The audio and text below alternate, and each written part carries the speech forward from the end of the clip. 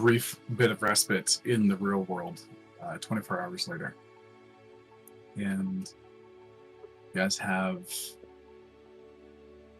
left the kind of grand room of the Kirin and begin to wander about its temple, trying to understand what's in this place.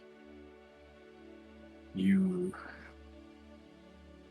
had a lengthy conversation with the Kirin.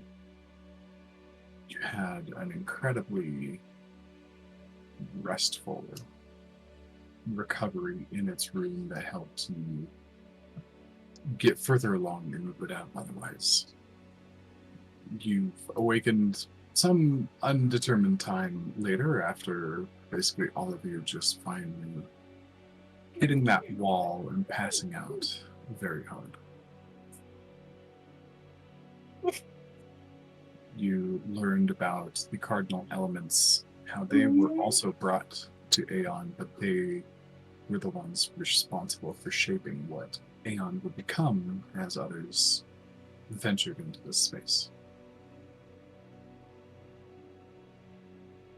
You learned of Enfax, the fire djinn, and how he is looking to tip the scales of balance between the elementals in his own favor. And that you managed to thwart him getting a new champion and a new beast, specific titles related to the elemental hierarchy. But he still gained a reasonable surplus to his army and weakened water significantly, and even weakened earth and air in the process.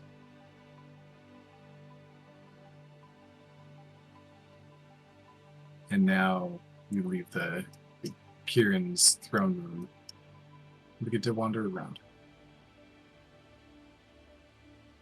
So, what is it that you're doing as you're going around? You see a very ornate temple, completely covered in tile mosaics, gold and white and blue patterning, beautiful paintings that move like they're alive. Ripples in the marble work beneath your feet shift like liquid, yet remain solid like stone. You begin to see people going about their business in different duties and tasks with pins on them of an open book with a waterfall flowing out of it. And what is it that you do?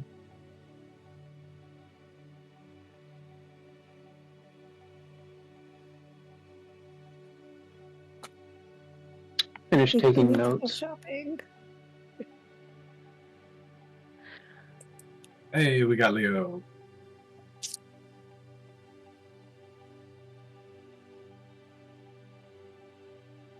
We're kind of separated here, but I think we should maybe just travel together. What do we see, like, just sitting here if we, like, look down hallways or whatnot?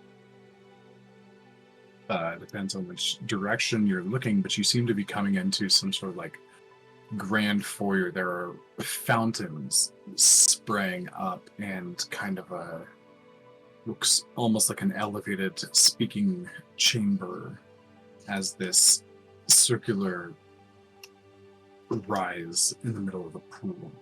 You see an ornately carved wooden bridge above you as stairs that go up into another room. Or as stairs further down the hall go up and across and into an upper elevated room.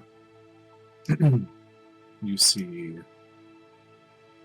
pools and shrines, places of worship. This is a fully functioning temple with lots of people going about business inside of the temple. Is anybody looking at us? there's a few that, as you all kind of come out as this group of people, you do see kind of like people looking at you and like kind of whispering to each other, or like we're talking, and like there's even some that just kind of like stare in awe. You're not getting any direct reactions yet. Just, you're new, you're an anomaly. People are staring. I guess first set of business is what is everybody looking for? I would imagine at least we want to find a couple health potions for sure, but I'm kind of looking at I think everyone. some clothes. Yeah, burned and torn. I'd be surprised to see what their clothing selection would be here.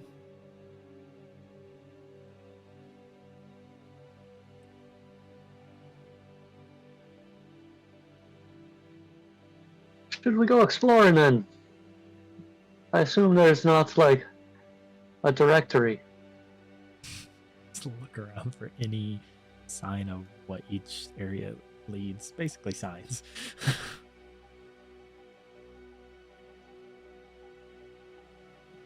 Sorry, say that again, Dro?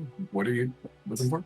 Joe's just gonna look around for any like signs or anything that can point us to like what each area is, if anything.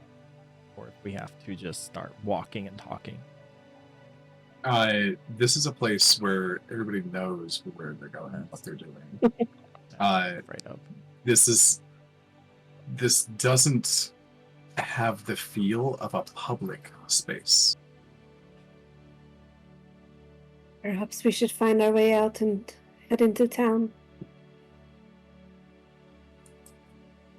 Well, the Kieran did say we could get some supplies here. And ask around. But it might, I agree with Seamus, it might not be a bad idea to stick together. I don't think they expect visitors quite frequently. I agree. Seamus, Leo, do you want to come across the bridge to us?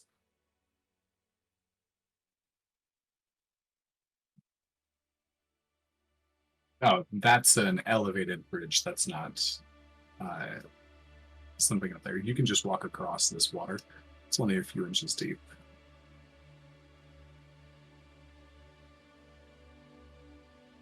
And I'll bring Leo over because I believe he's just listening. So where are you guys going?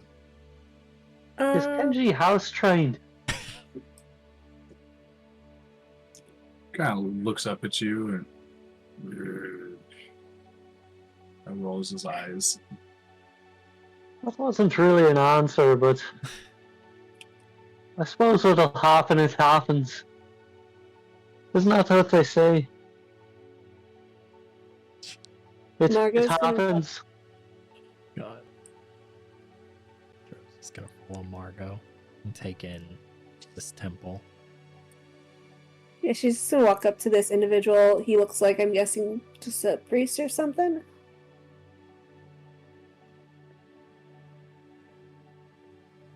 You walk up and he is an aquatic looking human. Fish scales, official looking kind of armor, and some sort of like battle staff.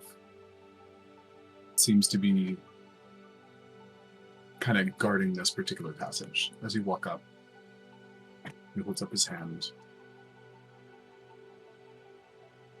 I know who you are, but I request some quiet, please. There is a ritual going on in the next room, and I wish us to be respectful, if you don't mind. That's fine. We just need to know where to get supplies and we'll get out of your hair.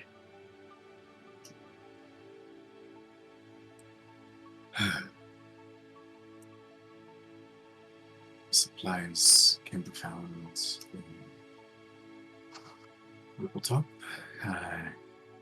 Beyond the temple here, put you into the college. But supplies can be a little short in supply at the moment, depending on what it is. We've got a lot of wounded and a lot of hurt people here that we're trying to help.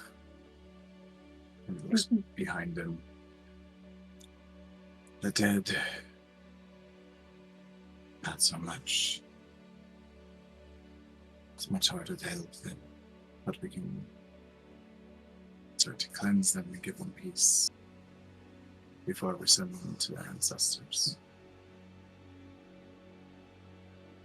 I understand. So how do we get out of here? Down the large hall. And through. Did you... I understand that you're new, but did you know anybody? I did not. She's gonna look over at Drow.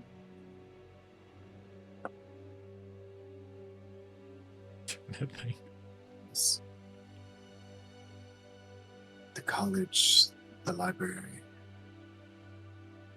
everywhere was hit. We've lost too many.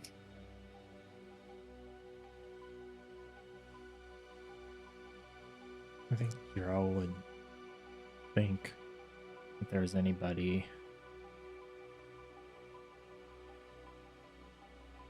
what of Ripple Top. Fire spread there. And some fought, some hid, some fled. All appropriate to their station, as I understand. You don't have any of the civilians from there, point behind him in there, do you?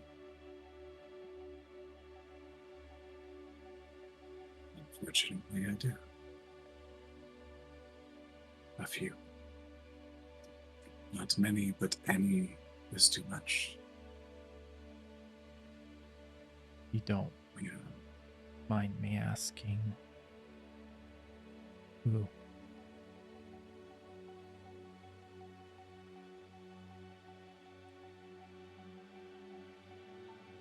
Perhaps it may be better if you come in soon.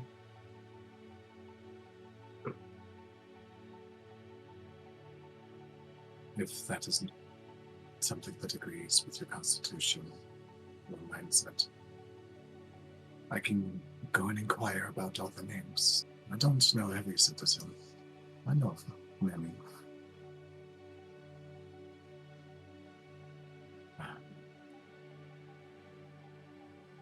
Joe's gonna walk in front of Margot as if he's gonna walk in there. He's gonna turn and look back towards Yaslin, I'm guessing, who's standing in the hallway.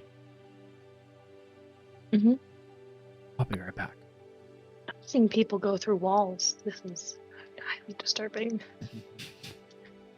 And then Joe will follow behind. Stands out of the way and just gestures his arm. I can find the names if you would prefer.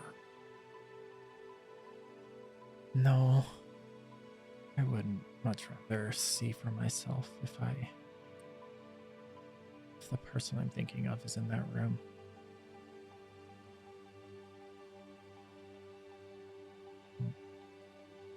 I wish you well in what you're about to witness. But as he stands back and he looks at all of you, there's a deep bow. All of us did our part here to prevent as much of this as possible. What we did made the numbers we lost lower. And I'm grateful for that. I'm grateful for my post. But we were a defensive measure. From what I understand, You were offensive and you turned off the source. For that, you have my gratitude. For you too made this number lower than it should have been. Thank you. Of course.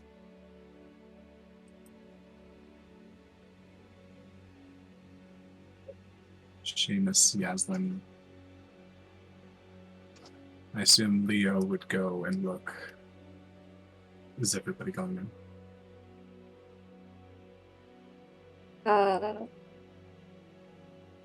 If everyone's going in, Margot's gonna go in, but she's giving Dro kind of a moment. Okay.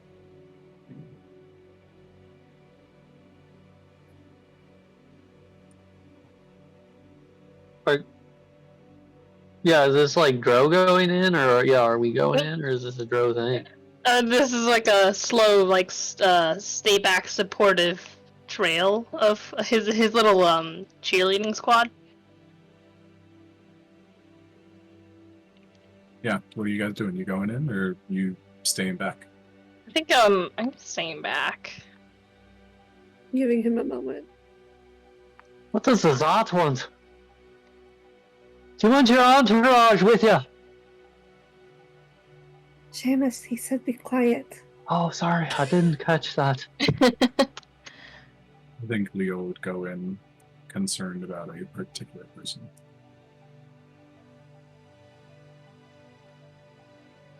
As you go in, you see a risen octagonal platform with 4 pools around it and a total of 14 bodies surrounding, kind of spread out. They have a variety of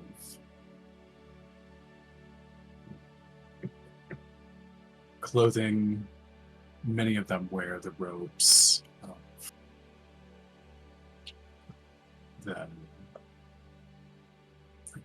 watery robes. Lots of emphasis on light right now. They look, their outfits are clean, and many of their bodies are burned and blackened. Dro, give me a perception check.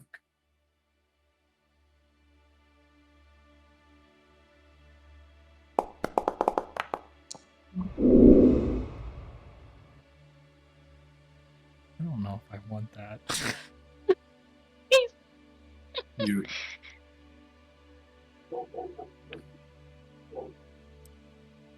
You've got first-hand experience about lots of burns now. It's pretty easy for you to sift through ones that you do or do not know. There's a few civilians, but mostly it looks like some sort of magic users are the primary occupants here.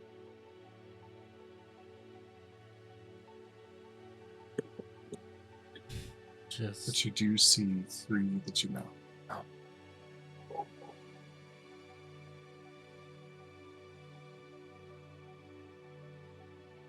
You see one of the chefs that works inside of Belga's lodge. Pitluck, the Kenku.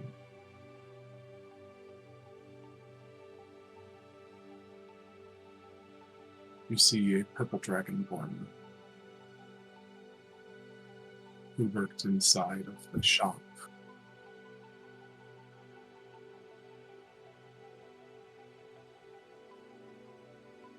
He was one of Escala's underlings. And you see a very round owl.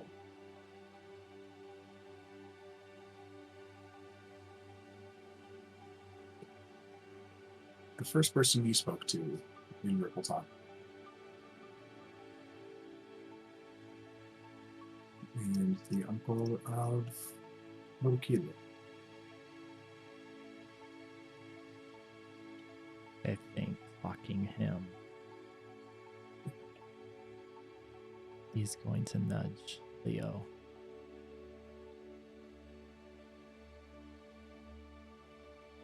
Just kind of make sure he sees him.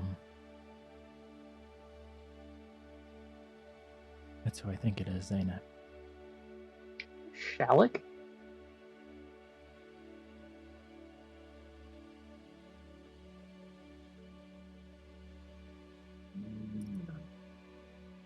Roll a history check. Now. See if it works. Weird. The only reason I bring it up to Leo is because after the Graph fight, he took her back to him. Yeah. My dice rolls aren't working for Leo right now, which is super weird.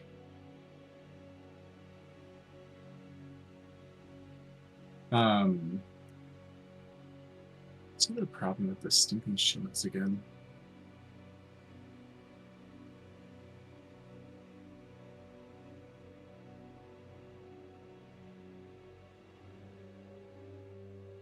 Nope, that's something else.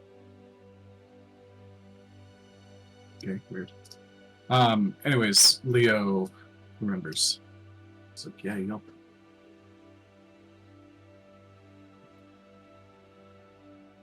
This is the one that I commissioned to make the wave launcher.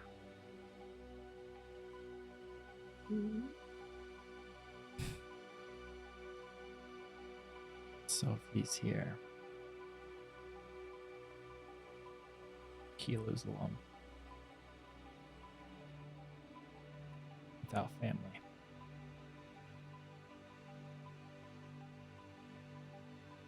I don't know if she has other family, but she has less family.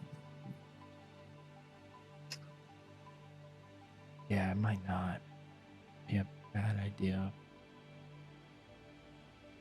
when we get back to town to see if we can find her.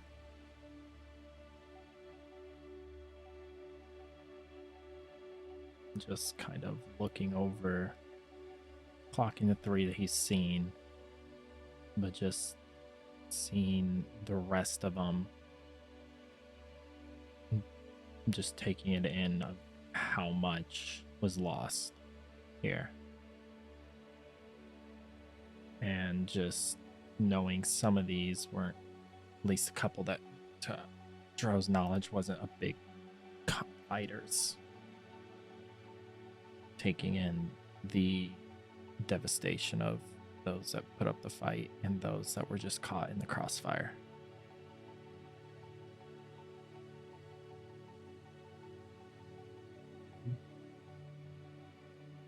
There's one temple attendant that is in the room and saw you come in and start looking around. It comes up with it's kind of this scraggly looking raven bird.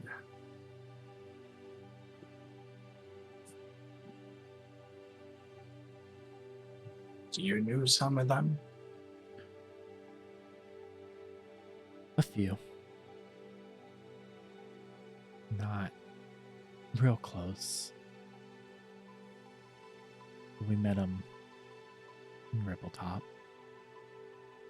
And then he'll just point them out and point to the purple dragonborn. Just met him when gathering supplies. And then point to Kinku. He made our first meal and slowly point over to Manu. He provided us with weaponry that I think kind of motioned to Leo that my friend here used earlier, and we'd met his niece. She was a sweet thing, isn't she? I'm sure she'll be very sad about this for a very long time. Do you know if she has any other family? She does. Her uncle was her mentor. She wishes to follow in his footsteps. I don't know if this changes that, or diminishes or accentuates it. Well, I imagine this is a very difficult time for her. It was a difficult time for all of us, and we have had far too much traffic in this room of cleansing. This is the larger stuff, though. We are allowing those who wish to see them before they are cleansed to do so as you are, and those who do not share our faiths of the nearby. We cleanse them and send them back so they can complete their rituals. That's why. Some, like Manu, are a bit in between.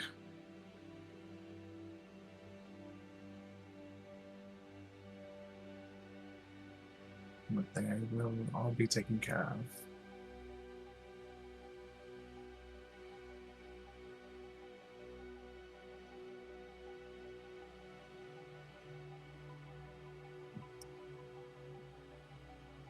Is this the only area with those that were caught in the crossfire? Or are there more?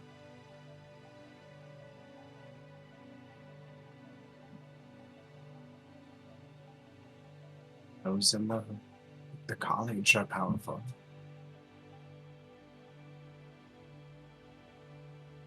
And this was our sworn enemy, essentially. Despite what you see here, they did very well to protect those who are not fighters.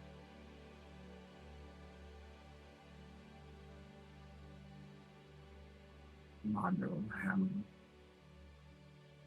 and Pitlock.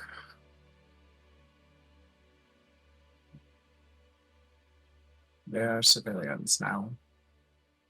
But Manu is a member of the college, but Ham and Pitlock, they took up arms so others didn't have to.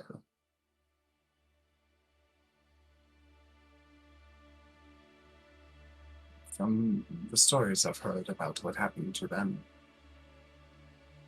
they were very brave indeed.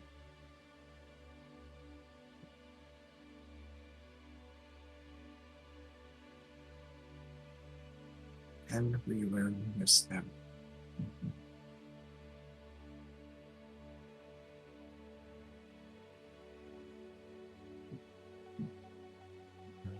Jaro just takes in the fact that there could have been a lot more bodies laying in here if it wasn't for what the group had done. And then him recalling an event in the past where he failed to protect people. He'll just kind of stare across the bodies as this raven's talking to him and looking at the water. Not really saying much, but acknowledging the raven. And just look over to him and say, they're at peace now. And that's how it should be. And I think he will then take a step back, bow to the raven, and step past Leo and start to walk back. Is there anything you wish to say to them? If so, now would be the time.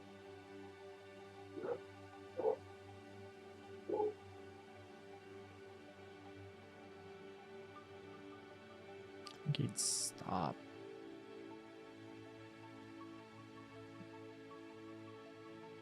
Walk over to Manu.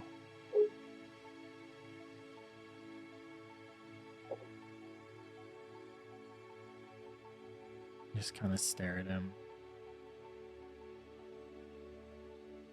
I don't think he would say anything in particular out loud. What would be going through his head is the thought of Kilu losing family. But knowing she still has other family to watch over her.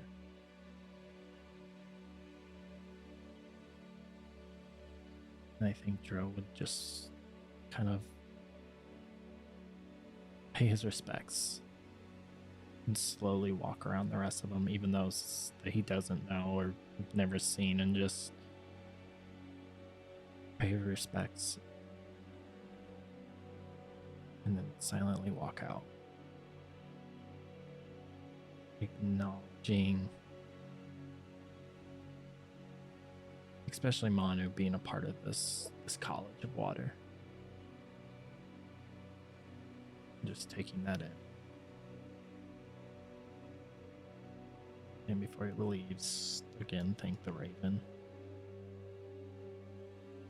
Look over at Leo. Not sure how close you were with some of them. If you want, be my guest and kind of motion. We'll be out here. Still a little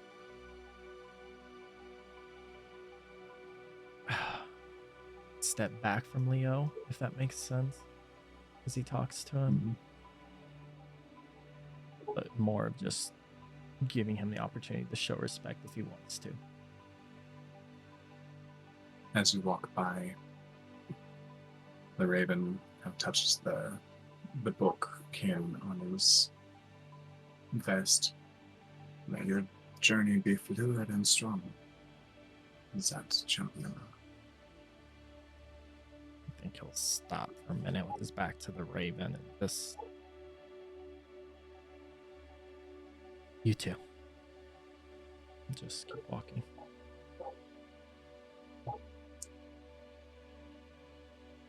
Leo will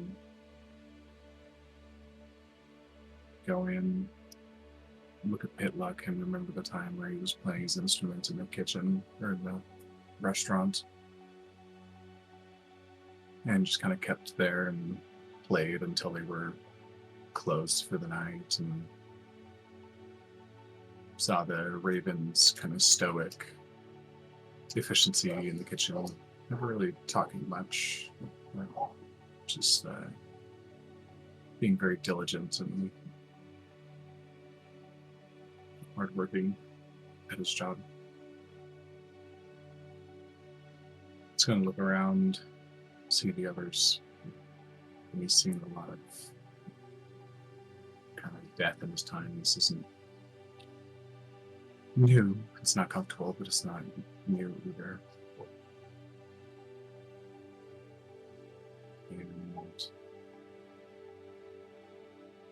And could go over on him and kind of bow his head.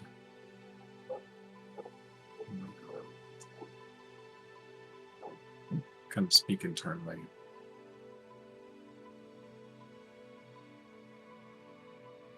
And he'll head back out with the rest of you.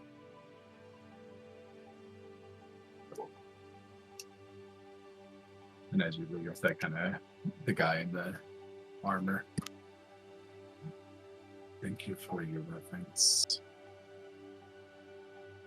It is appreciated. If you are in Whippletop a bit later, I imagine a procession will be held, and you are most welcome to attend.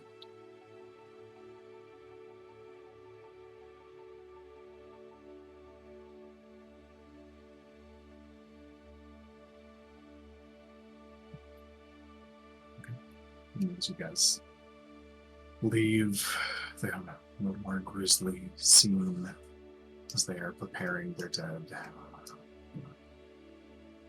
Would you like to explore? Or would you like to step out?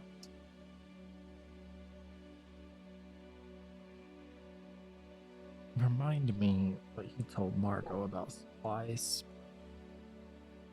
That we would be better off checking Rippletop.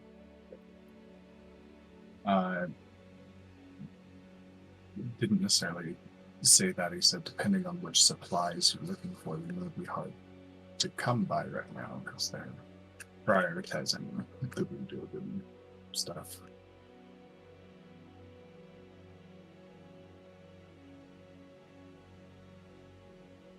Yeah, will be both potions if they've got wounded here. If there's any that they would spare. Maybe we can make our way down to Ripple Bottom. Do you think the fire left it untouched? It's farther away, so it seems like it's the best hope the farther we get from here, and we know of some places there that we can stay that are pretty nice. Got some business in town I can always attend to. Then I suppose that's our best course of action. Do we want to buy some clothing for some of our less clothed individuals here first? That might not be a bad idea. Or even if it's temporary. Perhaps they can spare some priest robes. Do you really think I'll be able to swing my axe in priest robes?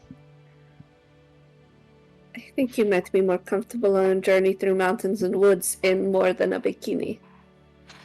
I think I beg to differ, but perhaps you would all be more comfortable if I had something more on, so I suppose we can ask around.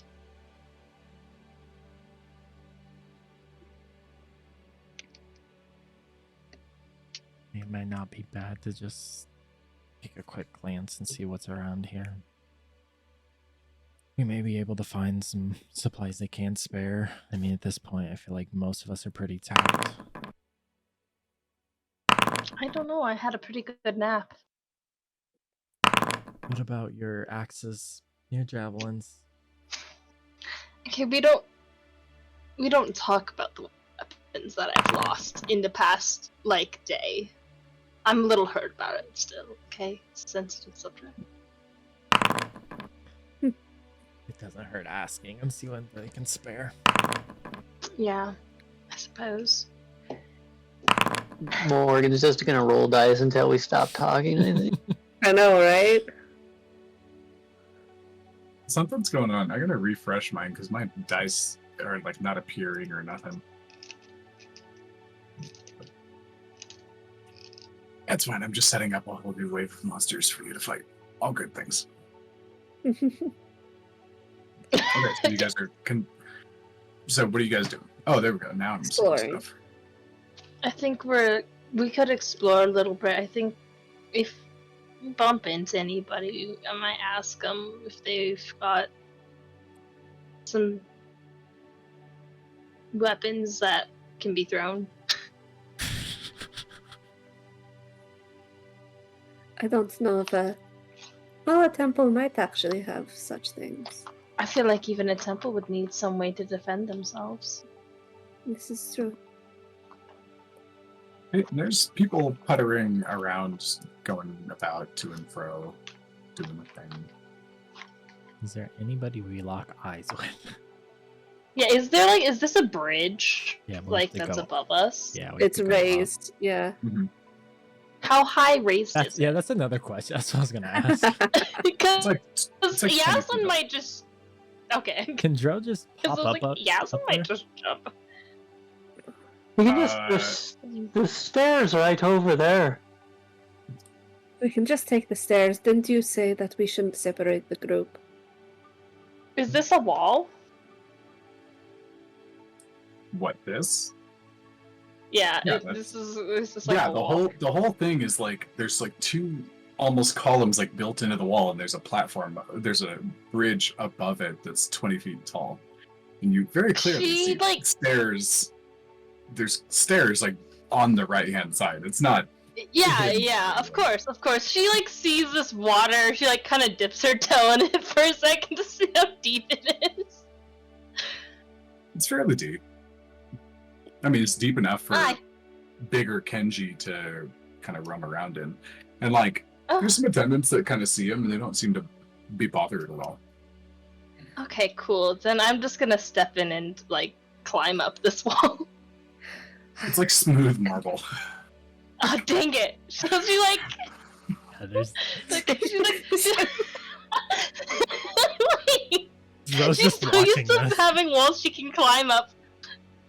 And then she pauses and ponders for a second whether she extends her like nails into claws to like. It's okay. Dro's seen this because Dro's gonna have the same idea to Nails. try to just hop up on there, realizing Yaslin can't get up, and just what you doing? Yeah, and Yaslin She, like, also looks you like over. Yaslin, you stepped off and went bonk into the water. I said it was deep. Oh, so she's like swimming and like trying to climb up. It's like she treads water for a second. Margot turns to Seamus. Let's use the It's not stairs. worth it. Dro's just gonna Like, look at little you and point people. towards the stairs. You definitely Yeah, have fine. like there's this little frog that like comes over on this lily pad that just kind of like has like tendrils underneath it and like kind of looks over and is like, "Can I help you?" Yeah. Do you know if this place has any spare weapons Or health. or potions. some spare clothes? We do. This is mostly a place of worship, but part of our worship is preparing ourselves for events like the last few days. We do have an armory and a training room.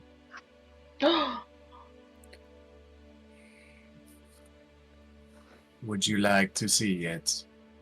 Yes. And I feel like Yaslin actually hasn't gotten like a decent like bath since they entered this volcano. So like however clean this water was before, it is probably less. You look down Yes, having that thought, and your body Is it is actually? perfectly clean. And there's no soot, Oh, this. no debris. There is the water hasn't been tarnished in the slightest. I need to like bottle some of this up for later.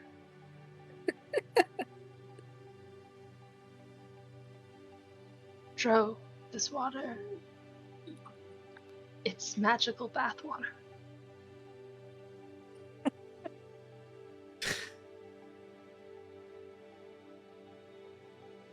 Sure. What the hell did I just watch with those raccoons? Why is that a thing? Looking up to the same individual that Yaslin, I feel like, just creaked out. By chance, do you have any spare health potions? My friends and That- I have a small bit of healing capability, but not the greatest. Unfortunately, anything that is related to healing and mending of souls and bodies is currently in use at maximum capacity. That's what I thought. These- The ones that have died are a small portion compared to those that were wounded.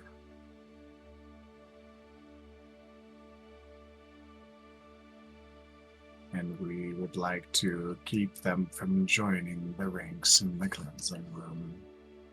That is understandable. You mentioned clothing, as you can tell, a few of us, and he'll kind of motion to those who need clothes. Even if temporary, could use some clothing as we travel. Is that ideally in the same direction as what I'm guessing and looking over at Yaslin? Is towards her playhouse that she's probably going to want to go to? It's not a playhouse, it's training grounds. For you, it's a playhouse.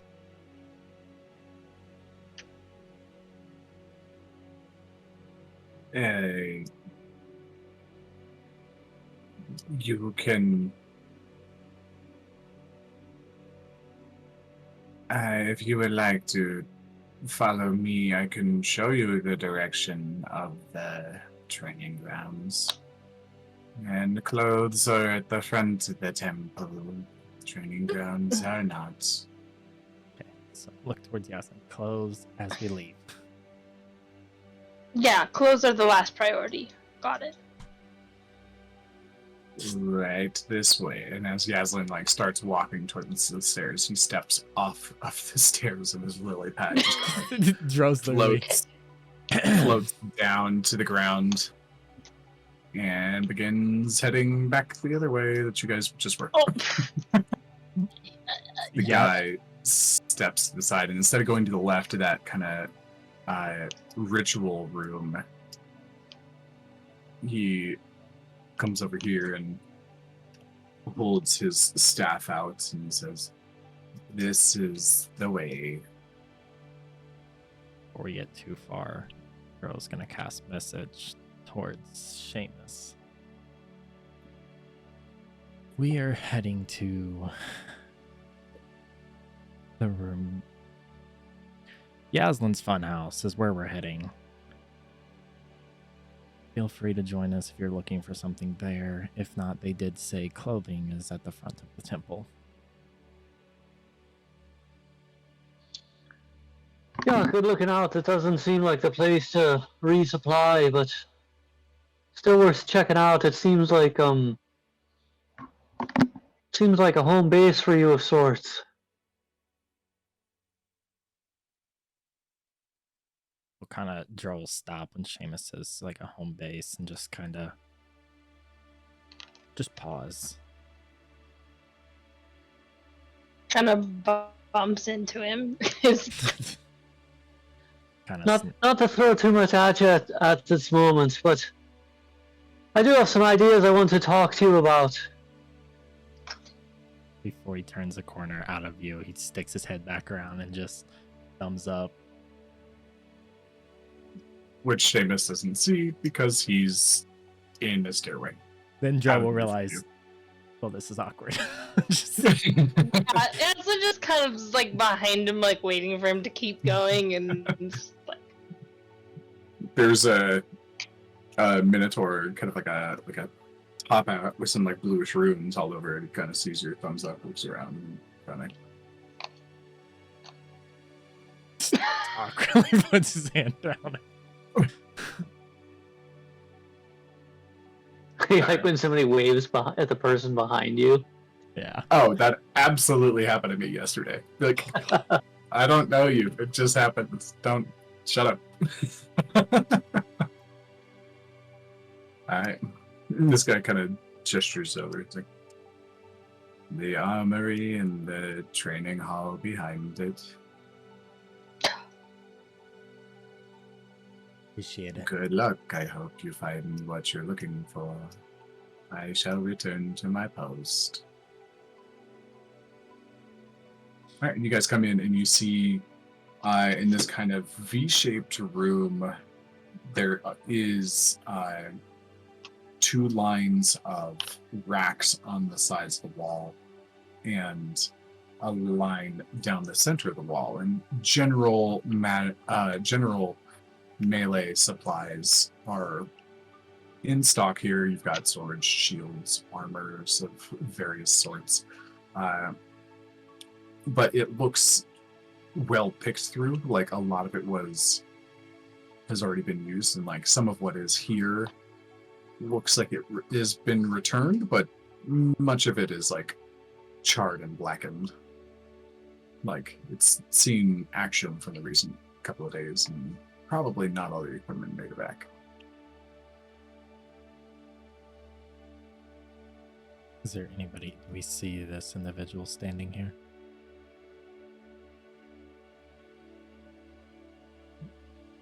There is somebody in the other room who is going through like kind of a series of like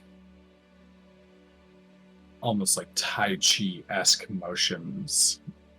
And in here it looks it's a hall with some natural lighting that looks large enough for anywhere between 2 to maybe 6 people to like simulate combat. There's scratches and dents and broken chunks on the marble sides of the wall and things. It doesn't look like this is the roughest room by far, and it doesn't seem like anybody cares enough to try to repair it, or maybe something else. So he'll, seeing the motions, kind of slowly approach, but make it known that someone's approaching so it doesn't startle him. Pardon us. Yes. They have their eyes closed and are continuing their motions, fluidly kind of blending from one pose to another. My friend here is looking for some projectiles.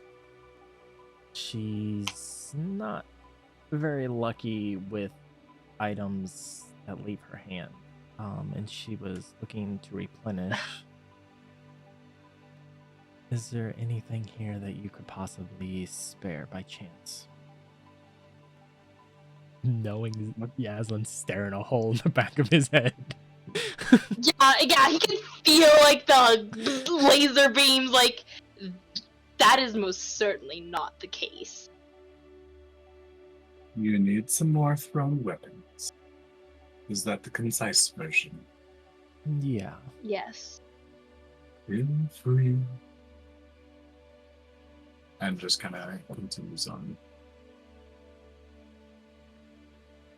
So I'll just... Fluidity and strength.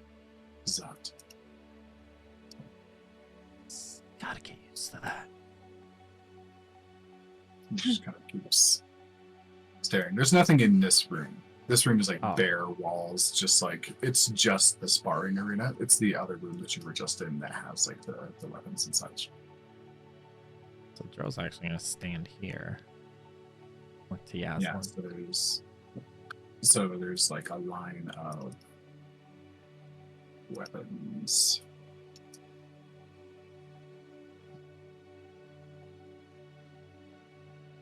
Like right along here, and like down the center. Those are the racks that you're looking at. Don't break anything. You don't What do intend you to mean? take. That room was our oh these things. Okay. Yeah. Dro's actually going to step in and walk past into the training room and get familiar with this sword. Alright. He's able to actually practice with it without threat. But his practice, if they were to look, he would mimic practice he's done with Echo. But to everyone else, it would look like it's a one-sided fight. But to him, it's him and Echo fighting and sparring. And Okay. him trying to mimic the motions that Echo did with this sword. As the sword is fairly new to Dro. But he has seen Echo Okay. fight with it. Yaslin. Give me an investigation check to see what you can see. Alrighty.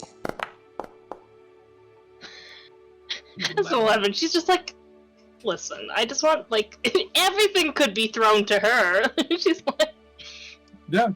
I mean, the DC is not high because it's weapons. Like, yeah, you're able to pick up 3 javelins. Yes. Okay, cool. As well as there's like a sheath of daggers, which contains about 6 of them. I've never used daggers before.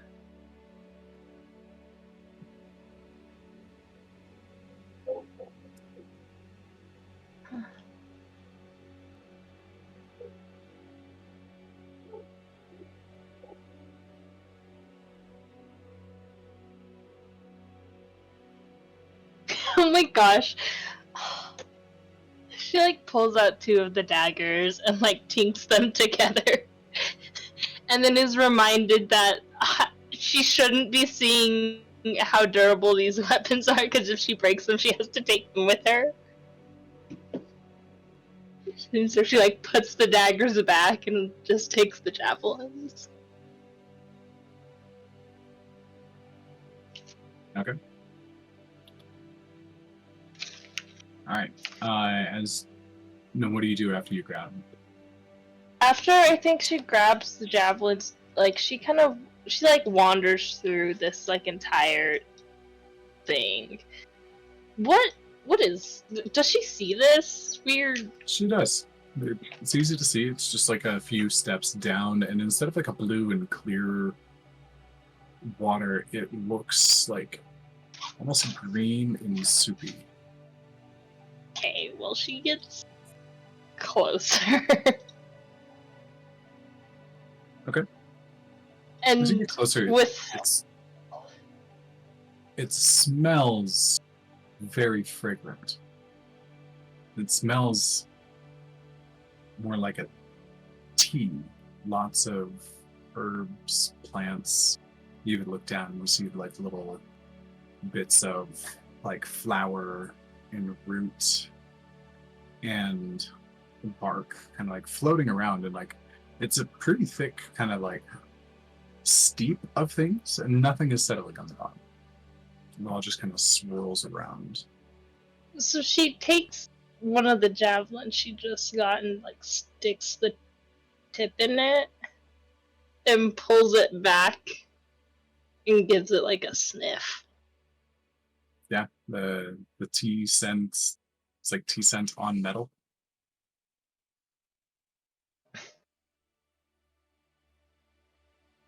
Just carefully walks away. Okay. Maybe I don't drink strange, but she does take a lick off of the spear tip.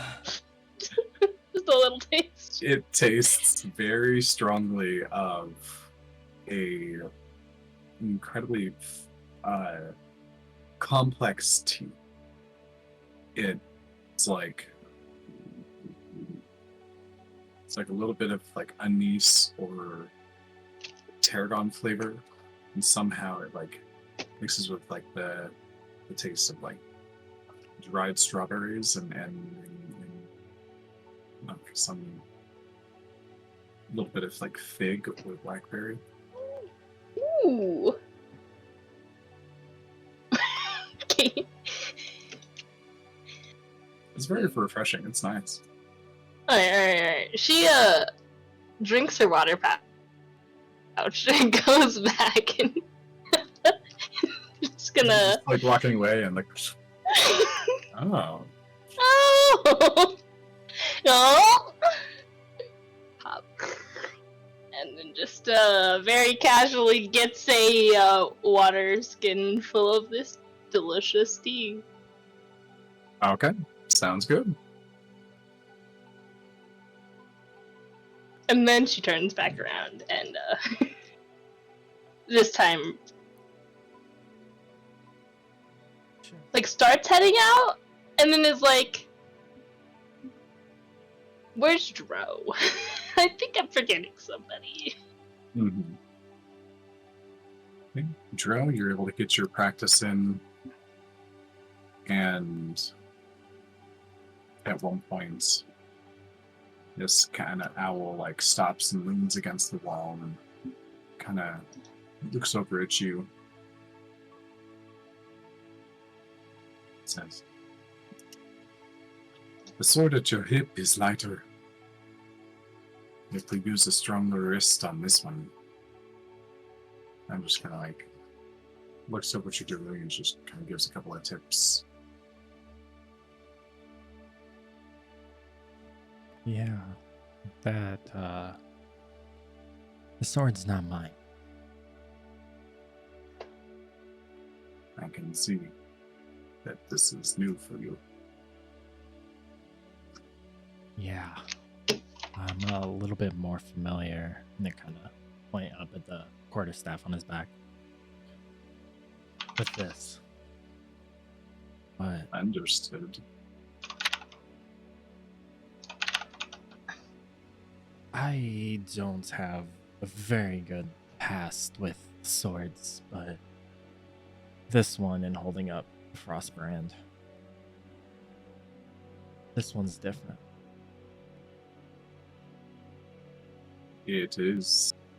There is nothing else like the sword of the champion.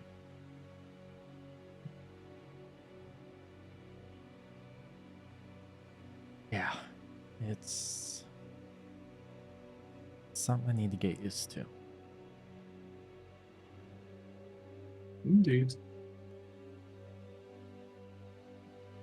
You already know how to do this. You didn't learn that stick overnight. You move with it and try to figure it out over and over again, and eventually you will do so. Exactly as you are. It takes time.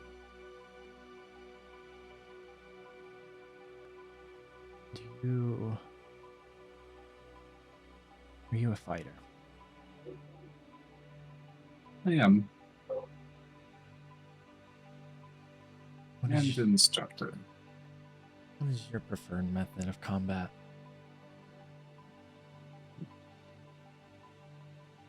I like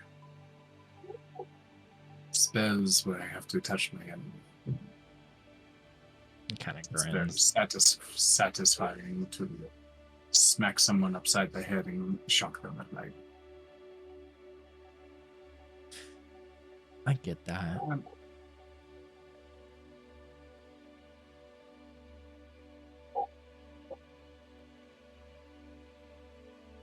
How long have you been studying?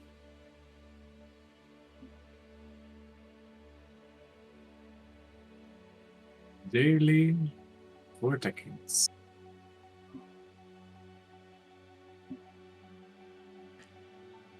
Say you're an instructor. Got any tips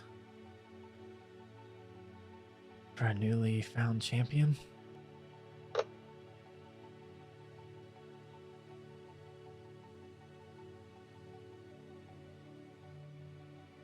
Observe your own weaknesses and shortcomings. Not run away from them. They are your opportunities to become strong.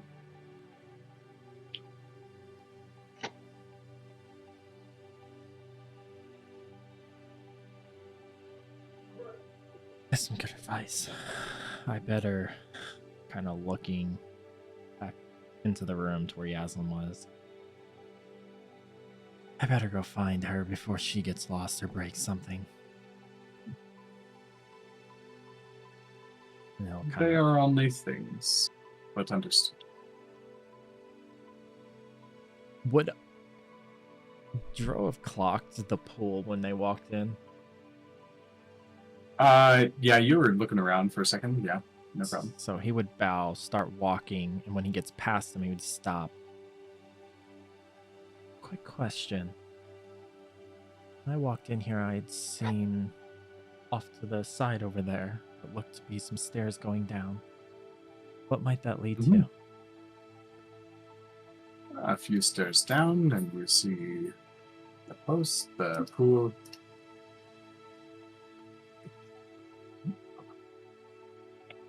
Just And the pool allows us to train harder and harder for longer. that removes fatigue.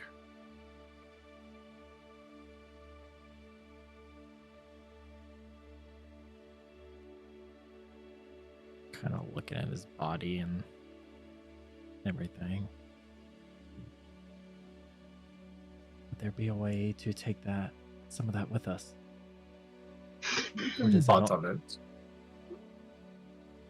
Can be bottled. It doesn't last for very long. That's what I thought. So it's beneficial here. Well, it's beneficial elsewhere as well. It's just not meant for a long journey.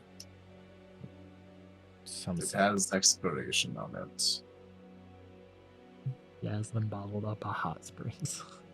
Yeah, well, look, she plans on sipping on this thing further. She's gonna drink one of these, and then she's gonna come back and drink one for the way out. I should point out that the taste remains. Just quite delicious also.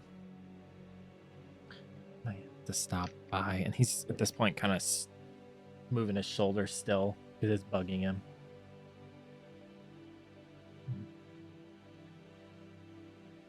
So he'll start to walk out, make his way towards the pool, and if he sees a couple daggers, he's gonna grab them.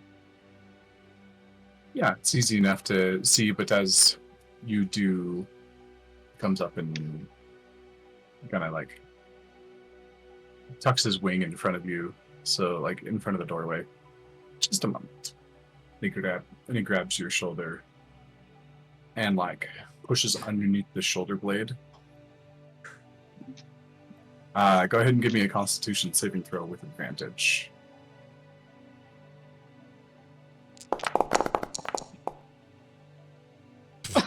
Wow. Oh my god. Okay, Drow. Gives a crick and kind of like goes back in. He's like, "Oh, you really did a number on that." Yeah. Ow. That should help a little bit, but it's got a long way to go. Yeah. I'm gonna go get some of that water. Trying to play it cool, but in a lot of pain. It's a good idea. Okay. So he'll do the same thing. Seamus and Margot. Yeah, you're able to go through. Dro, give me a investigation check real quick. Just see what you can see in that armory. And Yaslin is just sipping on her newfound tea skin. Beverage. A 6. A 6.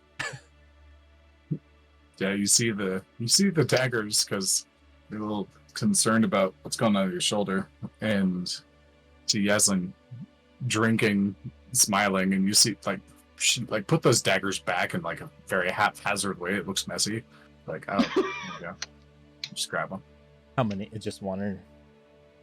That's a sheath of 6. Oh, Jesus. Okay. Okay. Seamus and Margot, what are you two? Well, my forge froze, so I'm gonna reload that. Yeah, solid strategy. I think we were walking up the stairs, thinking everyone was going upstairs. Yep, and then you get to the top of the stairs, and you see that they're like starting to walk off the other way. Bro said that they were going to some kind of Yaslin playhouse or something.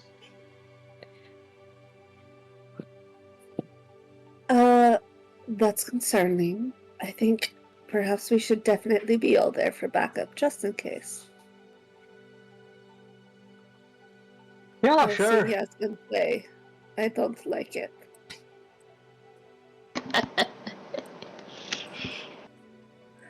We're feel like gonna we're make trying our to- way. Like we're trying to buy muffins in the forest or something here. It's just not the right place for it. Right now it feels like herding cats, but...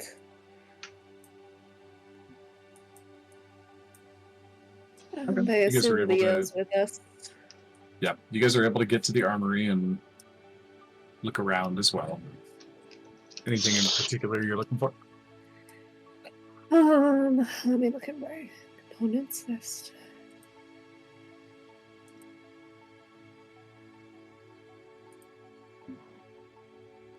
I don't think James needs anything from the armory. I don't think I need anything from the armory either.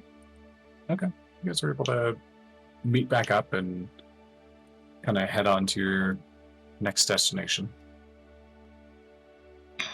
You should really get yourself a skin of that green liquid. Throws gonna Are look you- at you. Putting that in your body. Yeah, I am.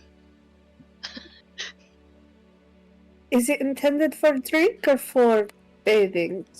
So I think drinking. no, It tastes good. Yes and Do you no. want to try some? And she like holds out her water skin filled with tea to Dro, and then Margot. Think of it as a hot No. springs. Oh, I are they wonder- supposed? So they bathe in it? I wonder Hey. how many people have bathed in it before you drink that. Well, I don't feel bad at all, so I think He did say I it actually tastes feel good. quite good.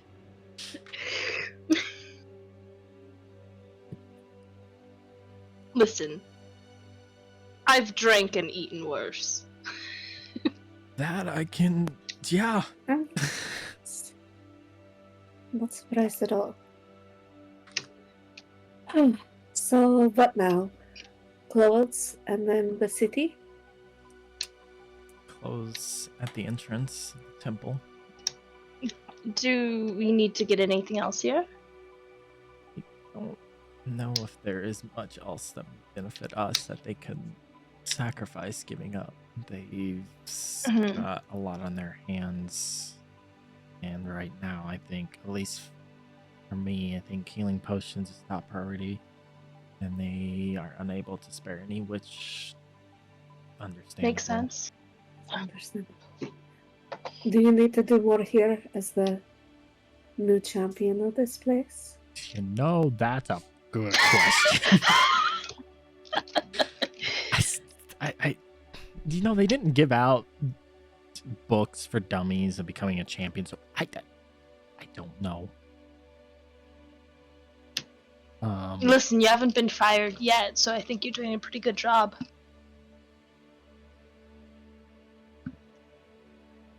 That is fair.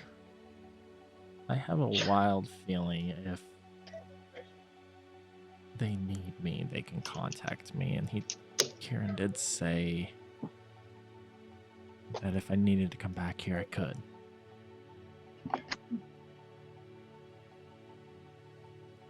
So I've got a wild feeling, even if I didn't want to, he has a way of contacting me. Similar to you. And kind of look up at Margot. Yes. That could be so. If that's the case, I suppose we should head to town. Does anybody know how to get back? Yes, he told me to go through the building to the south and then take a right and just continue to follow it through the university, I believe is what he said. Let you lead the way. It's easy. It's easy enough. You guys can ask the attendants to kind of guide you around and whatnot, and they usually get you out. There does seem to be several other rooms that you don't check. Temple duties, you see a couple of like new wounded folks like getting brought in for healing, and you see some people are just organizing supplies to go out to those who need it to rebuild or whatnot. You guys are able to get out pretty easily. Do we, And down here, do we recognize any of the wounded coming in? Let's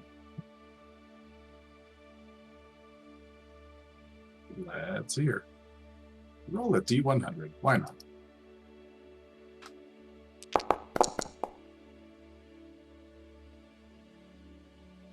9.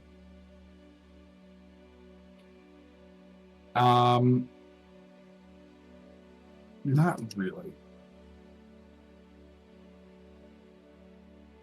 There is one that you see that you do recognize, and it's a long, skinny, yellow-scaled dragonborn that you met at the library. He comes in, and he's got like a burn mark, like starting from his chest and like kind of running up one side of his neck.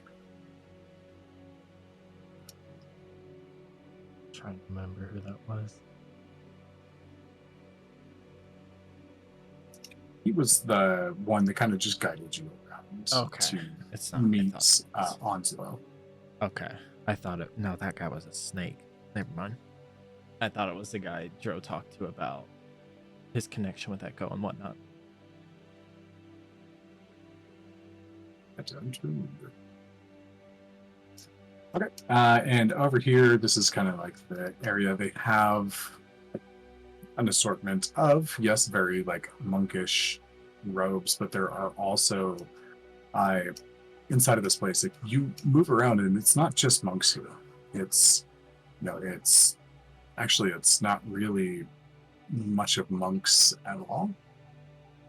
It's more like various forms of magic users, just kind of guessing based on body type, equipment, etc. You see paladins, you see, those that you would probably clock as warlocks, sorcerers, even some bards. It's a variety of things. So you can get like a general, kind of like white and blue and gold motif, like robes or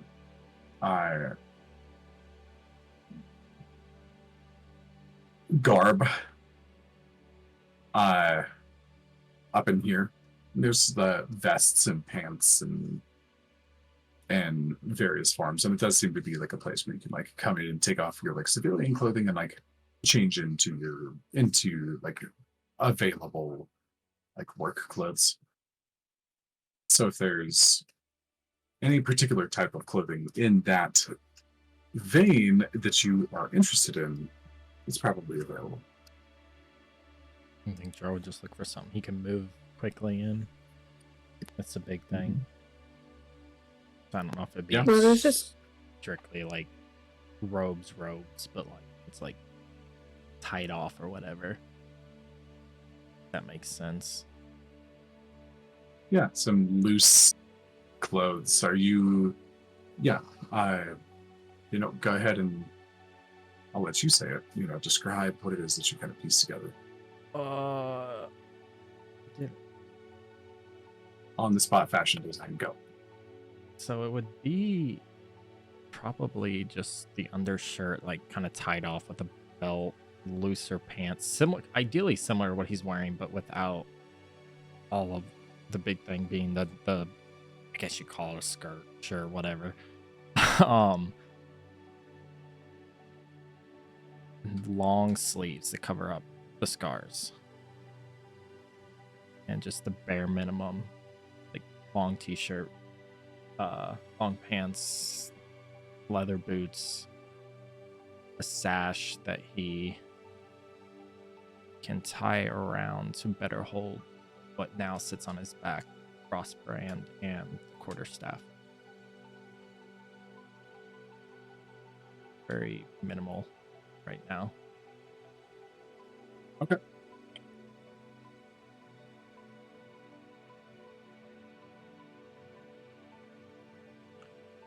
And then Anybody else? Oh, or Dro, anything else for you? I was just gonna say, as he's walking through and navigating, I think as he's looking, he's gonna try to see what's in other rooms and just kind of mentally clock what he's seeing in here. Just again, taking it all in. Okay.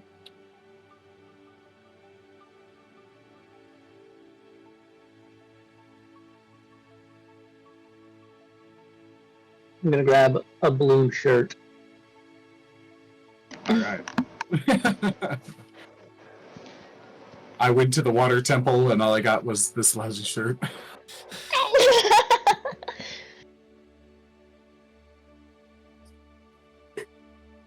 Marco's Because we're- gonna just. Sorry. No, you're good. Please go ahead.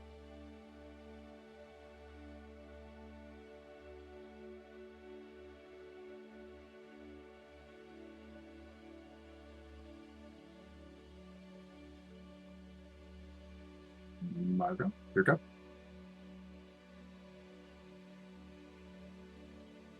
Do we lose her? Guess so. So anybody else? Or Mike. Oh, died. her mic died. Mike died. Death of the mic.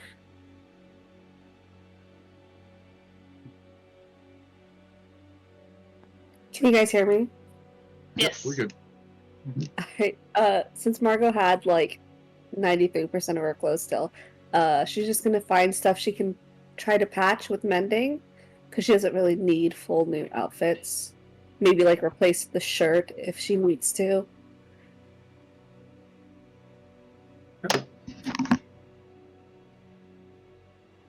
Yeah, you can kind of find some like patches to work with.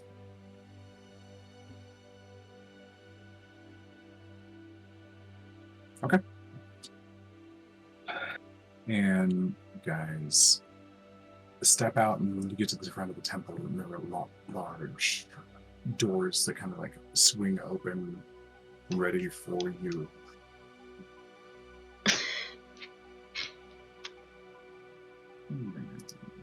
Drop everybody on the map. Yeah, I suppose Yaslin does after realizing it's like, oh, she doesn't really look at what she's grabbing. She like holds it up, sees if it's a shirt, takes it, holds it up, sees if it's some pants, takes it. Okay.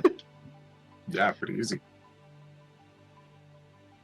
Look, they're probably going to get destroyed at some point on the way down anyway, so We should find you some place that makes something that'll last you then. yeah. That'd be nice. Something probably fireproof. Fireproof, maybe slash proof. Okay, that sounds like armor. Well, I do hope we're not encountering My much skin more is pretty- fire.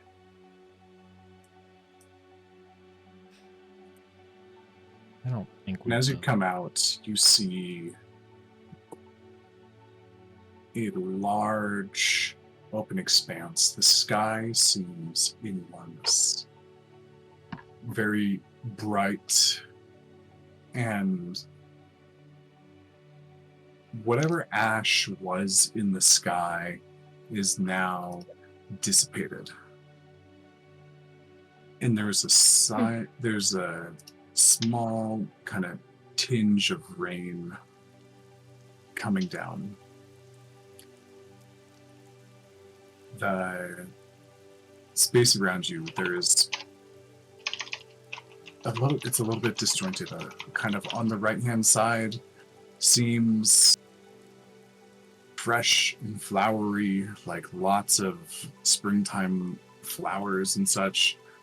And on the left seems a little haggard and burned. And you have like kind of a ways and you see a large, almost castle-like looking building in front of you.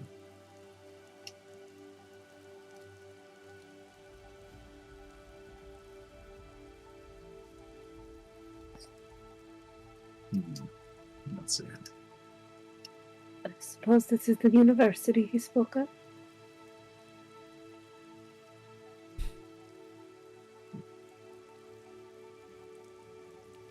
Bro just kind of stares at it. It's beautiful, ornate, and large. Out of curiosity, Morgan, how does this compare to what Dro came from? In what regard? Back home, what he stayed in. Oh, that.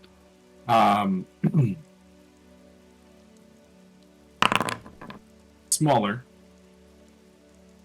Fancier, though. You oftentimes spent time in. It wasn't like the headquarters or anything like that. Right. So it's kind of just more of like a generalized sort of outpost, Okay. which was nice, but wasn't like shit damn fancy. Right. Okay. So I'll just stare at this, taking in the image.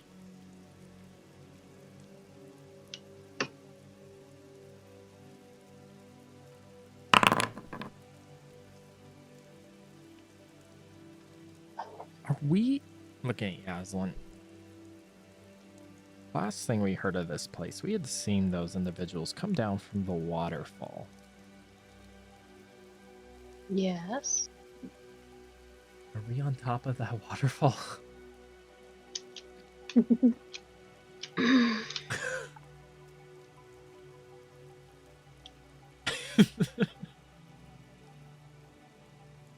Possibly.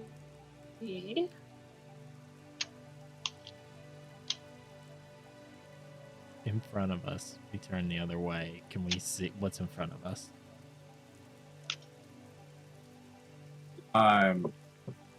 You've got the temple to your back, maybe like 200 feet away, and you've got the castle, or this like, you know, this essentially like castle that has like little waterfalls running down the sides of it. Oh, okay. I thought this was the temple. My bad. This is not the temple. This You is guys a whole have new building. Yeah, this is, you guys have left the temple, walked up ways down the path, and there's a new building in front of it. Oh, okay. That makes sense. Just walk up and knock on the door. Is this building also made of marble? Yes, but it looks less magical, frankly. Yeah. More climbable by chance? Do you still have fly? Can you just I Not- don't, which climb means everything? I'll have to like dig my nails in and leave like Yaslin indents. Yeah. Also, Yaslin, don't you have that paper? And didn't they tell us to come here? But oh. Yeah, should we just show them it when they open the door? I mean, we've been doing that Or with we could everybody. just try to go in, and Margot's gonna just try to open the door. Yeah. And as you go to knock it, the gate kind of like opens, and in front of you stands like a large, like catfish style man, Oh my. broad shoulders, like with a spear, kind of looks at you and bows. Greetings, Zot. Welcome. Holds up the paper. Awkwardly bow, but stare at him because he's a fish man. Yeah, That paper. just kind of puts the paper in his face, just kind of takes the spear and like pushes it away. We've been expecting you. Welcome to No? Whitewater. Welcome to Whitewater College. They've been expecting you. You don't This say. way. Just start walking. He's gonna elbow Yaslin. Words. Use your words. I think the paper's obvious. Right. And how far we got with, and this whole time we're like bickering as we're walking. Mhm. Yeah, just how has that worked so far? It's worked. Listen, in my experience, using words has oftentimes been worse than just no words at all and just actions. Just stare at you. It's true. I don't think it is. We'll get to that paper. But we need to get supplies. We need to get back to town. This is a university. Perhaps they can produce the supplies we need here. What supplies could a university produce? Books? Healing potions, equipment. I'm sure they have trained classes here that can develop weapons. Tro's just, from keeping his voice further down, just chimes up. By chance, is there any supplies you can spare? Yes. We have supplies, many of which are being used, but we are not exhausted. What would those supplies be in particular that you'd be willing to spare? I am not the quartermaster, but let me see what I can do. And he's gonna walk you guys back over here. So as you come in, there's this a large, like, rounded hall with mosaics and paintings on the ceiling. There's 10 different watering fountains, and each one of them looks like they have a different texture of water. The ripples inside of them take different shapes. Some are almost triangular, some are perfectly ovular, some are just drips. It's a example of what water can be, and it's interesting. The whole hall feels more like different textures than different colors. Apologies, I'm trying to find a playlist here. That was kind of eluding me. Just how about Yaslin? See, talking works. With people who read books. And he walks you down, just way down here. And over here you see kind of a few steps up in a flat plank with like a little bit of like a circular arch that has like it's kind of like wavy, almost misty watery port, almost like a portal in it. And then as you get further down here, there's a very well lit, large pool. And from the inside of the pool, you see like it's hard to see because there's so much water like burbling up from this.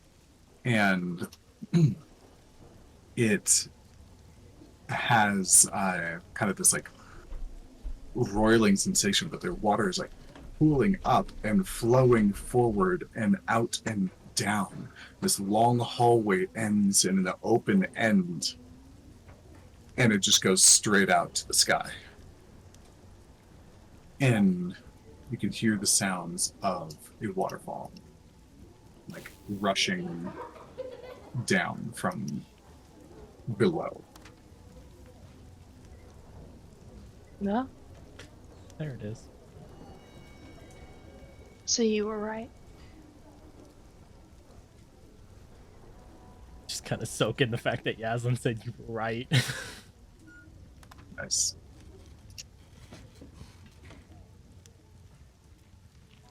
Don't get too cocky. Do you know me?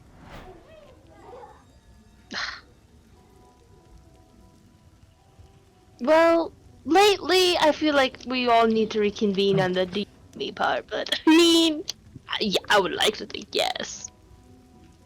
Kind of look around. Margot. I agree. Marco's just like hiding behind this fucking fountain. Stare at her through She's the just water. looking into this really cool pool.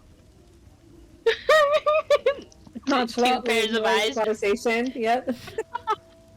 It's 2 eyes. Chalantly ignoring the Okay. conversation. Mhm, Wish I mhm. had thaumaturgy again. No, it's gone. Okay. So the guy comes over to this room and kind of like reaches over and knocks on the door. And oh, bollocks, there we go.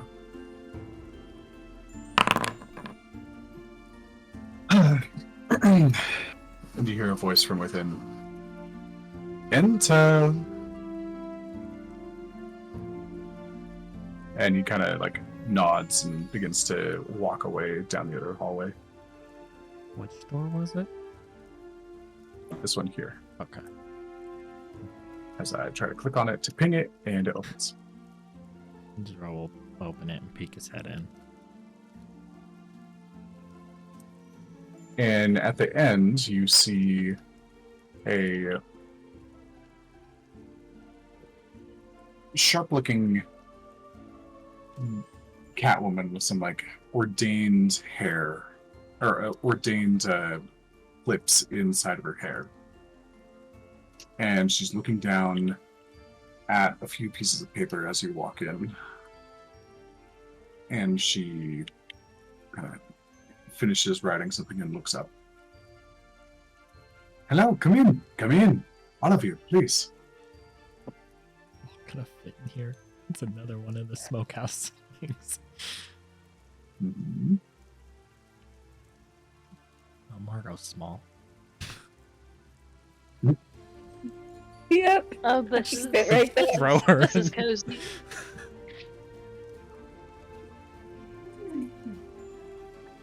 Just kind of bow a little That's bit to unusual. her.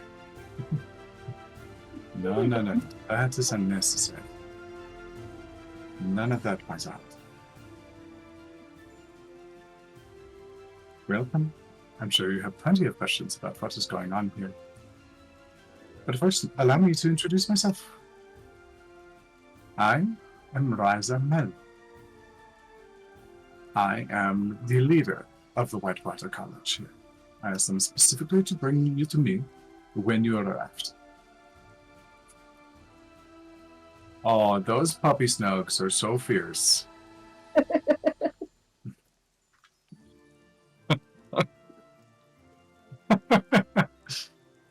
Says, welcome, and so first, thank you for your participation in protecting the space around here.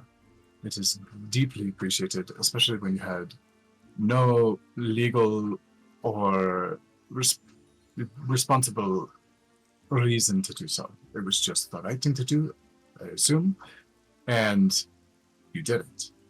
That is important to have people like that in the world.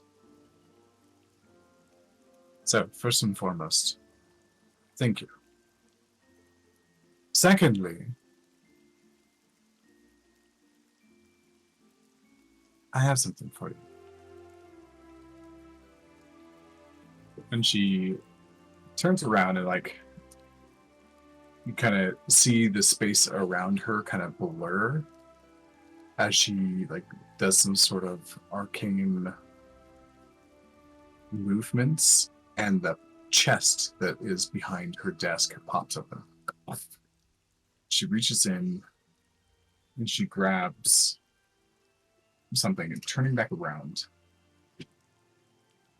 and you see a bowl with kind of like curved feet on it and like a gold band with almost sharp looking like water cutouts around it. And she sets the bowl in front of her.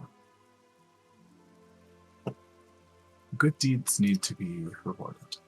I'm a firm believer of that, and it is something that I look for in exchange, even if there was no prior agreement leading up to it. So, from the college and what you are...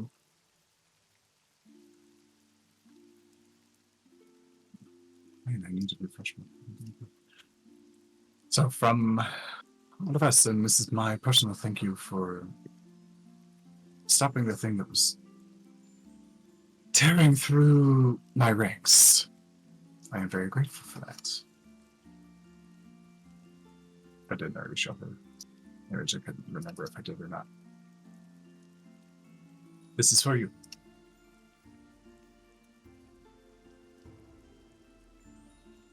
Walk out.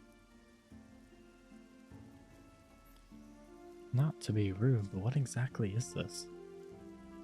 Yeah, Oh, Yasmin was thinking she just gave us a cup. Oh, apologies. This is well known in my circles, and I forget that we do not share the same center of knowledge. So apologies.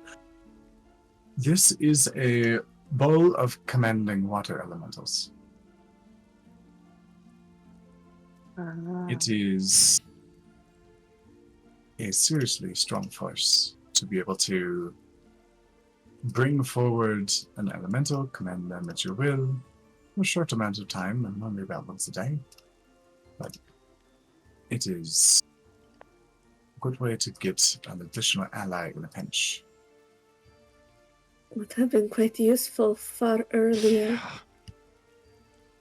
Well, believe me when I say it was quite useful over the last few days. Just not in your particular hands. It was used elsewhere.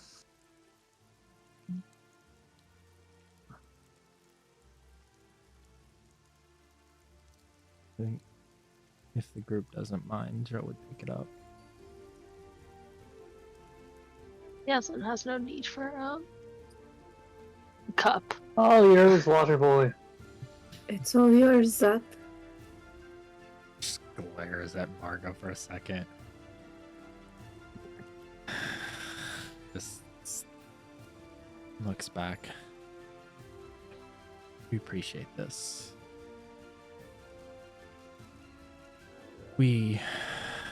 To get to the point without sugarcoating it, we are very, very low on supplies and honestly very lucky to be standing here. From what I Must- understand about what you went through, I would have to agree. Yeah. You've been through a lot, haven't you? Yeah, and we had lost one. Kind of look back towards Seamus for a minute. Look back. Would it be possible to spare some supplies for our journey?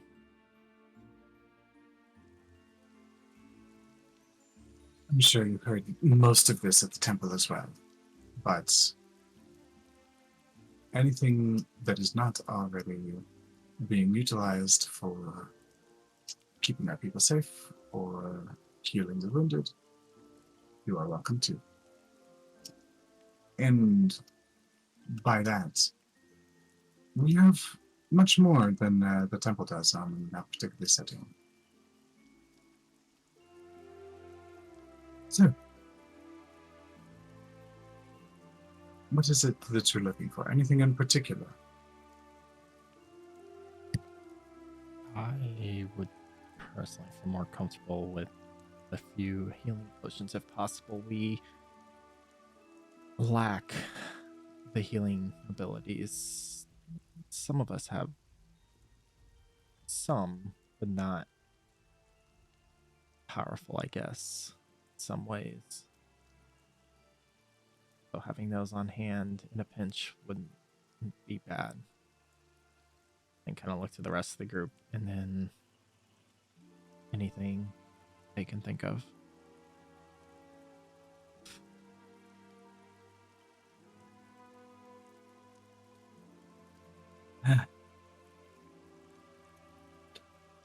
Look, I'm going to be honest with you. If that is your primary request, we don't have much for it. Almost every healing potion that is at the top of the mountain has been used to heal those in need. To keep them from slipping away into the darkness.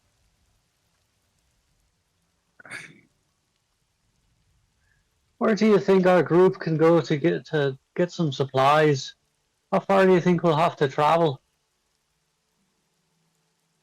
I imagine Ripple Mid should be fine, or Ripple Downs. It's just the top, and we've made requests to purchase more from them. We do have trade with them.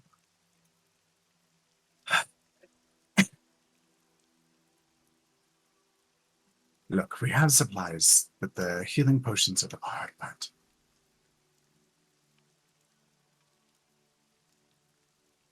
Dro, or whoever wants to lead that part of the conversation, go ahead and give me a persuasion check.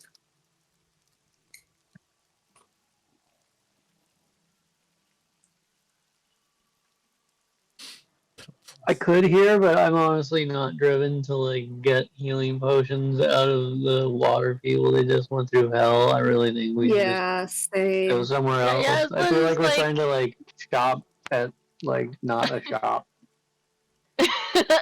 We're buying things. We're trying to from- take medical supplies off of a war-torn group, like. You know, like a war torn. Hey, no one's saying anything to Like, Dro. Well, Yaslin's like whatever's. Might scooch past Seamus here and kind of maybe like, cool, we got a cool water bowl. I'm gonna go explore. I think I would just say, I mean, if there's anything we can spare, that's fine. If not, we can go somewhere else.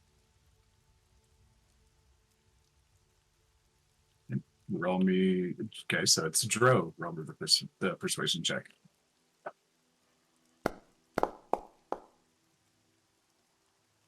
Oh, that's actually good. Okay, 30-20. Look, I hate I'm this. fairly certain that the worst is past, but this is all I have left in my personal stock. And she's gonna like reach back into her chest again and pull out 2 lesser healing potions, as well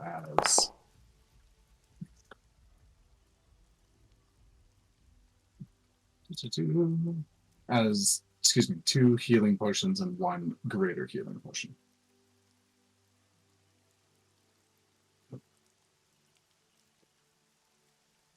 Can I get an insight check on the rest of the group when she pulls those out? Yeah.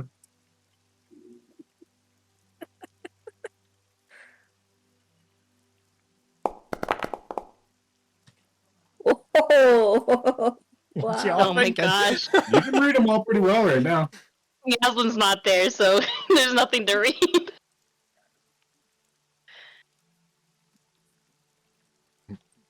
Margot, Seamus.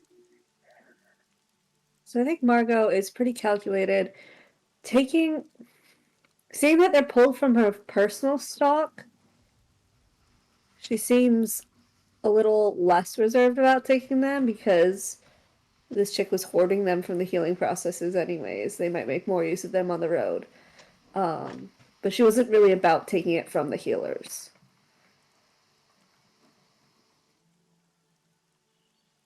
Seamus is cool with you taking whatever you want from these folks. I think that it's they're kind of your people. So like if you want to take things from them, you certainly can. I have plans to take plenty of other things from other people. So I'm yeah, carte blanche in this situation. I don't see a lot of I don't see deep coffers in the water tribe, so I'm not too interested, to be honest. That insight check, Morgan, could that have been on her too, or no? When she pulled it out, more just why all of a sudden, when everyone's been talking about they're low on resources, healing potions, and they want to use those for the week, why all of a sudden is she these strangers coming in asking?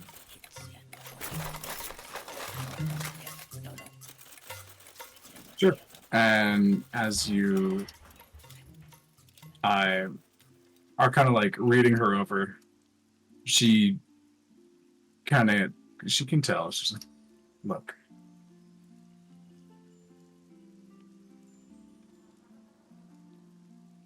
you've done a great favor for us, and it'd be a shame if you happen to die out there because you didn't have a couple of healing potions. We've already burned all of yours for us. I presume you had some before you started out this place. It's the least we can do. I don't think anybody's in emergency need for these at the moment.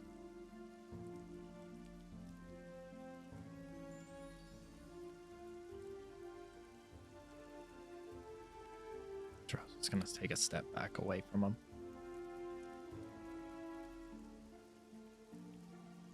I Is there think anything? Oh, I'm sorry. Go ahead, please. I think we're capable to handle our own for now. These are needed here. I'd seen the bodies back in the temple, and I don't want to be a reason for another one. It's not a pretty sight, is it? You know, I've seen death most of my life, and not really didn't faze me much besides one incident. But lately, there's more that's opened my eyes to it, so think of this as more help. We leave these here, you use them for a good cause. We go down, further down the mountain. It's the only way we would use them. I'll take you up on that. And just kind of tilts his head. Looks at the group, questioning if that was a good idea. Margot just nods her approval. Okay. Seamus, what were you saying? Did you need anything else from your champion, or are there just like standing orders that he needs to follow while he's out there? A press kit or anything we should use when we're talking about him?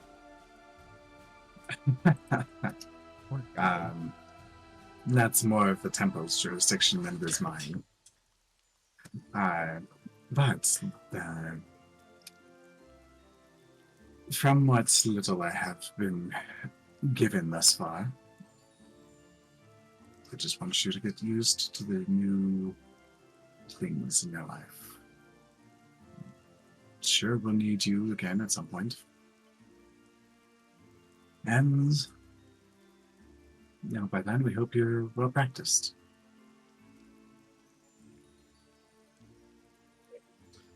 Now look, okay, and admittedly, I'm appreciative that you are declining the healing potions, and she puts them back.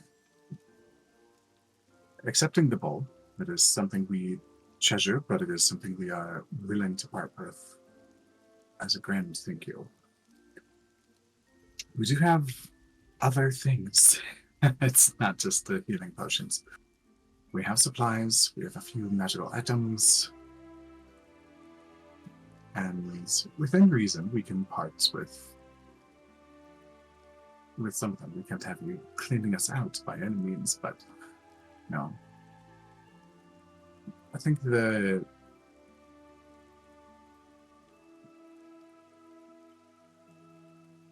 if there's more that you need, we can supply. What's on your mind? Anything in particular?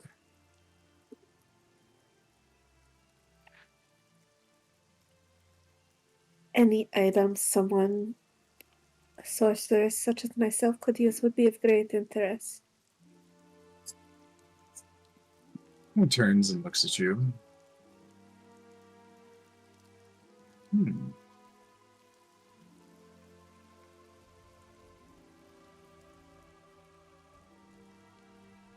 Perhaps.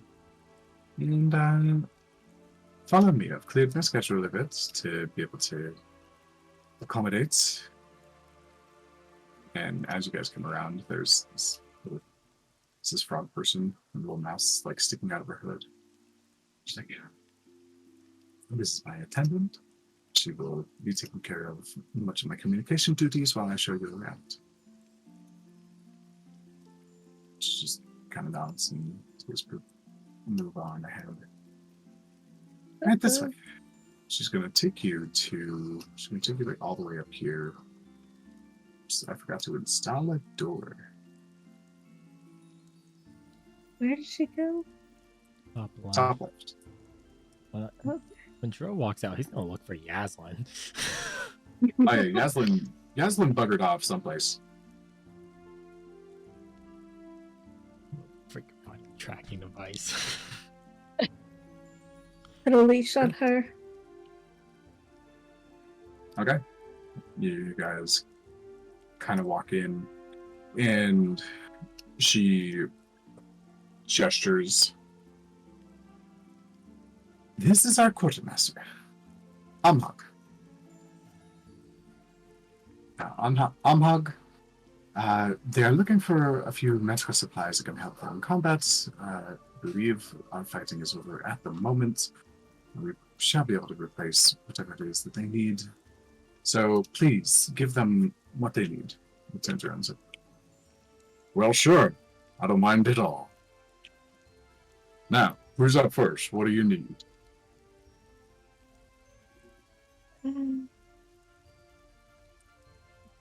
What kind of sorcery things are you looking for? That is something I'd be interested in as well.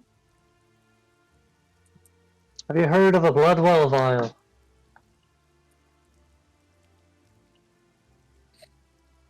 Are you asking him or are you asking Margot?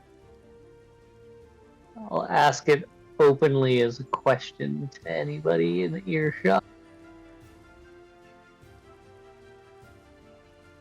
Well, sure. Yeah. Fairly basic things. Not too outside the understanding of what we're doing here. Do you have interest in one? It's my understanding that any sorcerer would have interest in something of that nature. I do believe they scale at different rates, don't they? I've only heard of such a thing. They do. Kind of like takes a look at you. Huh. Your interest in blood magic. And no judgment. Now, it's close enough to water that we all study it at some point.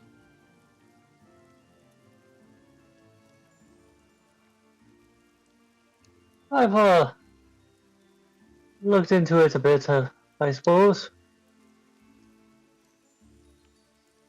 All right. Just a wee taste now and then. Of the magic, of course. The magic. Tasting the blood magic. Let's tell my wife about that one. Hear new things all the time. So, what's... yeah, Bloodwell Vial, we could certainly get our hands on one of those. One or two? Well, the tricky thing is they're only good for sorcerers. And they help you. Sorcerers' innate ability to change the properties of magic Those can help. What Bring 'em makes you back. think I am not a sorcerer? I'm talking about one for you, miss. Isn't that what he suggested? He's suggesting one for you. I thought he was suggesting one for himself. I'm just throwing it out there, seeing what kind of fish it catches, I suppose. If you can put your hands on more than one, I might have an interest as well. Have you heard of an insignia of claws? Hmm. I have. Much trickier, though. Those ones. I hear the druids run around with them a bit. Right. I'm not much of a druid myself, actually. I'm not one at all, but we do have folk around here, so I may not be the best one to speak to about that particular item, but I'm sure I could find the right person to redirect your interest. Bloodwell Vial, I may be able to help you with that, though. But is there? So what's the interest? What kind of gaps are you trying to fill?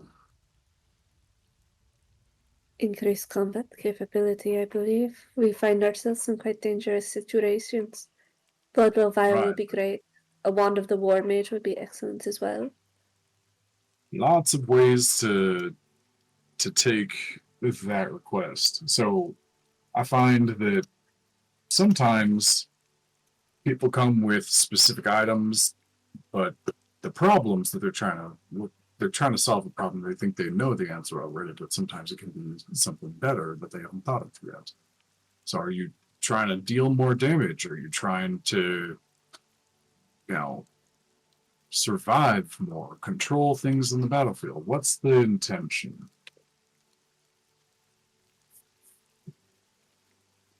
Increase the endurance of my magics. More spells available, I suppose.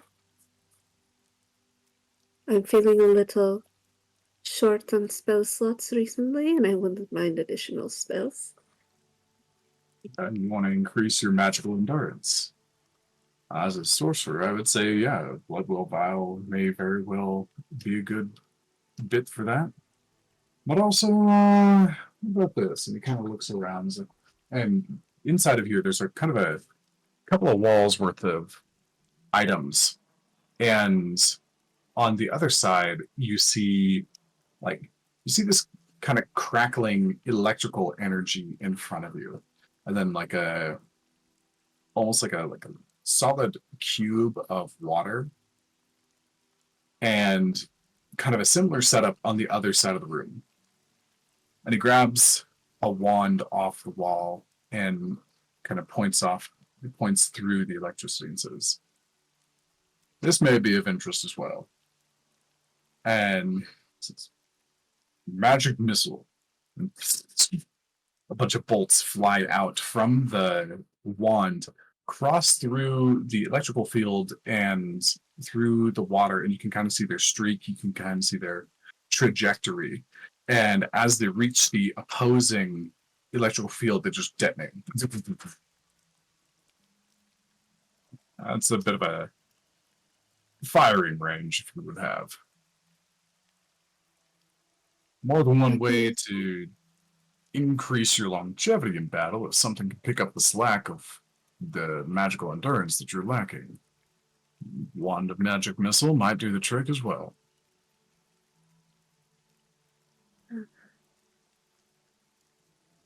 One of the special properties of the Bloodwell Vial is something that you don't notice maybe right off the bat, is its ability to recover some of your natural sorcery magic.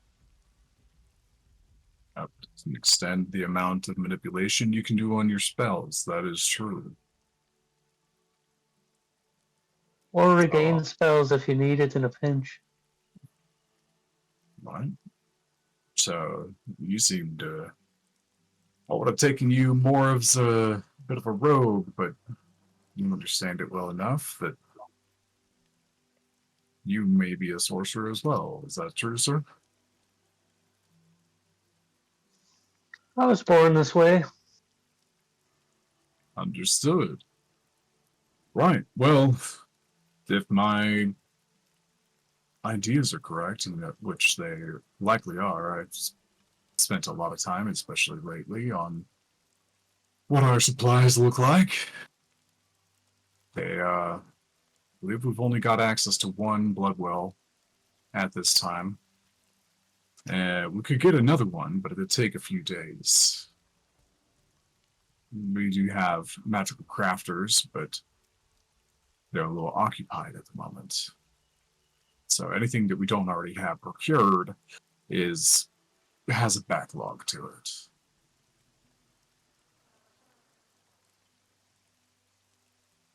What are That's your thoughts? understandable. Insignia is of maybe higher importance to me. I'm looking for something that can take a natural weapon and make it magical. And that's one of the things that druids like from that particular object that I'm aware of. Well, there's an interesting thought. All right. That guy would take the Bloodwell vial if he will not. In addition to something, there's all sorts of goodies in our in-house druid likes to work in the kitchen. Go check them out. They may be able to point you in the right direction for what you're looking for. All right, and let's see, and blood will vial. I think we can manage that for you. Any interest in the wand? Oh, Yeah. you muted. Oh no. Damn it. I was doing so good. Put myself on mute. Yes. I don't want to be greedy, but we have found ourselves in very difficult situations the last few days, which that kind of range may have helped. Understood. Well, then it's yours. And he hands over a wand of magic missile. And give me a minute while I just gotta remember where I put it. Yeah, go talk to the kitchen. See what they can do about that claw for you. It's a little bit out of my jurisdiction. I don't deal with the druids' abilities very much. Appreciate the tip. Mm-hmm. Yeah, but I'll see you in a bit. And it's like, now, where? Blood vial. I haven't seen one of those in ages. Alright, time to dig through the stuff. And he kind of like wanders off down the hall. Okay. And the whole time, the lady is sitting in the back. I was gonna And say, just, if we had a moment, Margot was gonna look at Dro and just tap her head. just like, sounds like you've got your next set of breadcrumbs to follow for what you're looking for. Come back if you need anything else. She's gonna bugger off back to her office. In Oh. his head, Dro seeing Margot point to her head. I'm real familiar with that. You're in my head, aren't you?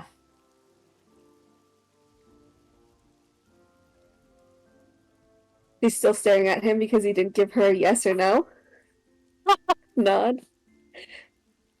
But now that they're left alone, because I didn't realize they'd be left alone, she's gonna say, "I'll take it as a no. I did want to ask a question. You gave up something greater than anyone else in that fight, but my people has a way of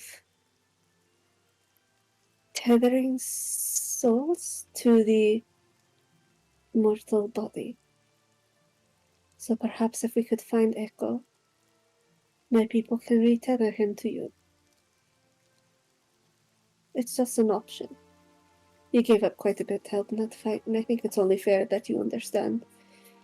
I may have a way to bring him back to you. He just kind of stares off.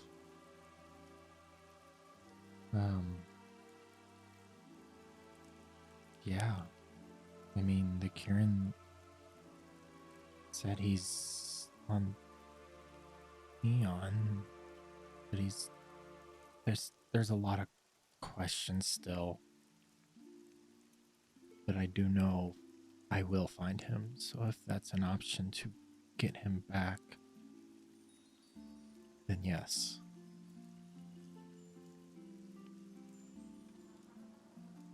We just must first find him, but yes, I believe our ceremony is a bit different. The souls we tether, not quite the same as others, but I'm sure it can be adapted. Anything can be adapted.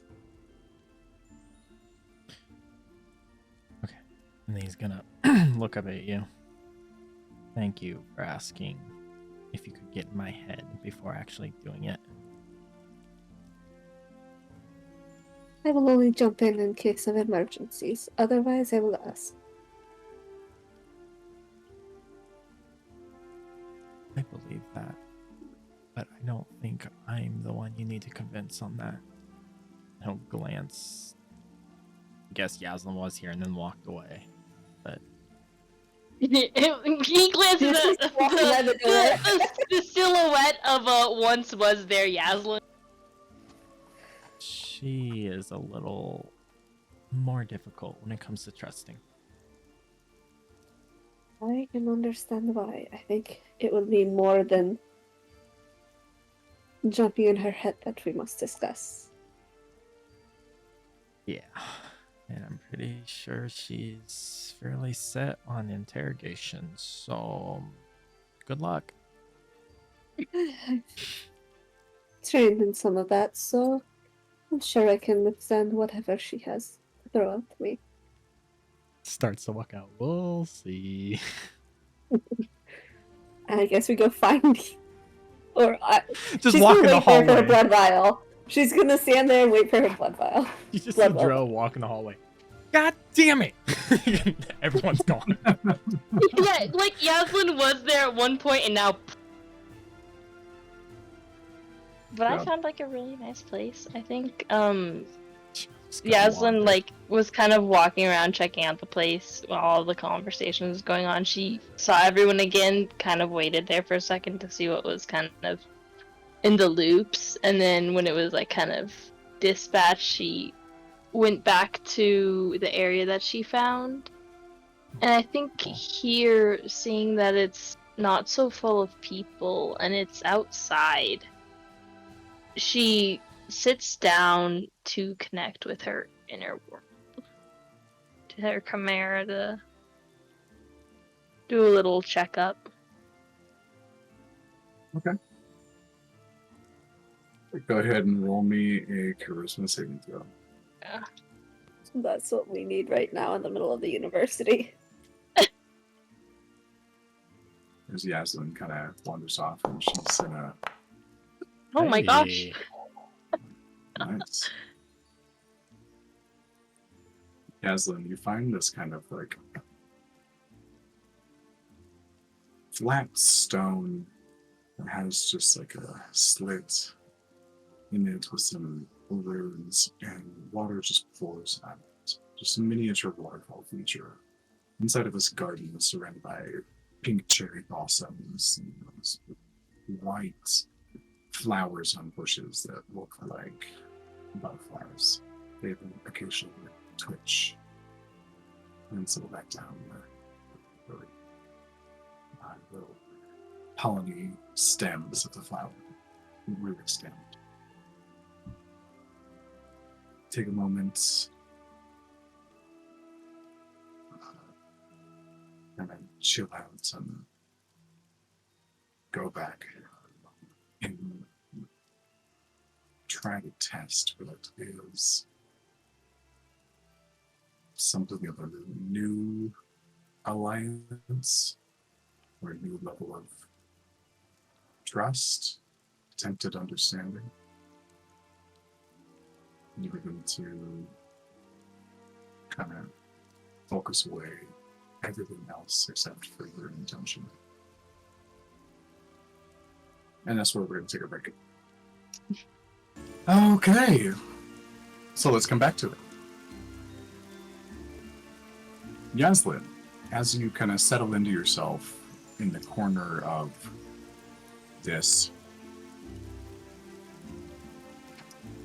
isolated magical college that focuses on water, you find a spot, you kind of look across the edge and down the cliff. You can see a layer of water. It's transparent enough to see ripple top directly beneath it. Gives off the sense of like some sort of barrier. You wander around, you find your spot, you settle down, you turn inward.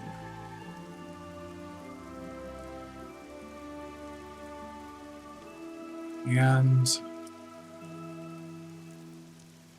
for the first time in a while, you're here, you start to go inward, one by choice, but also without danger.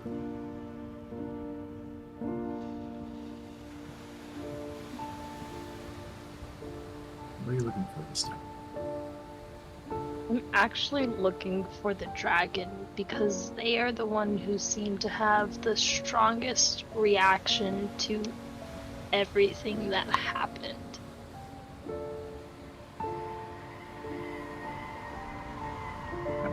That's certainly true.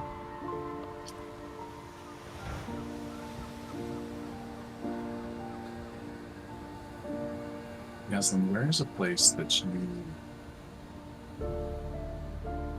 went growing up? Just to kind of get away. Probably the nearby forest. It had like a nice little thinned area where a creek ran through. And I think she liked to spend her time either splashing around in there or skipping stones across it.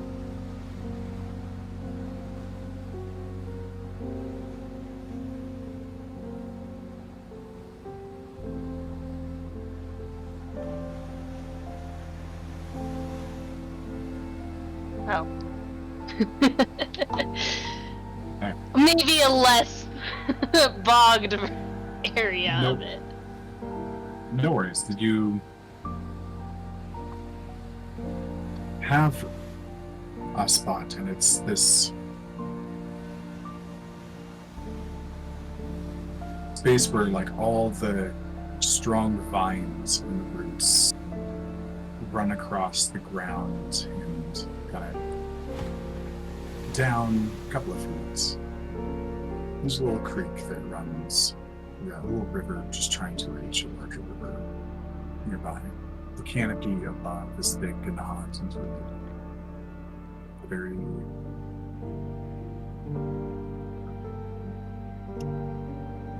rainforest-esque as per usual.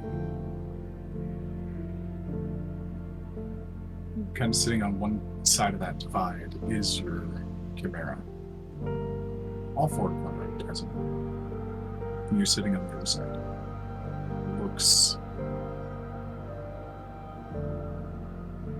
It's sitting down, docile.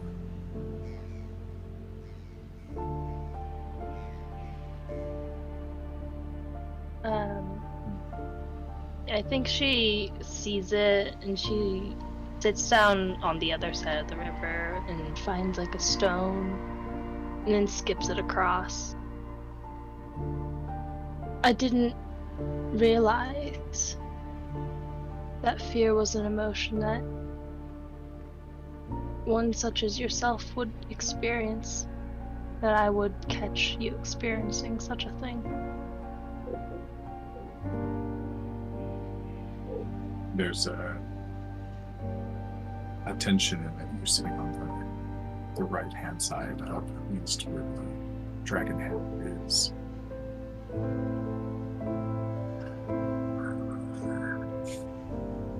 Gets a little tense for a moment. So you kind of snarl like it's being insulted.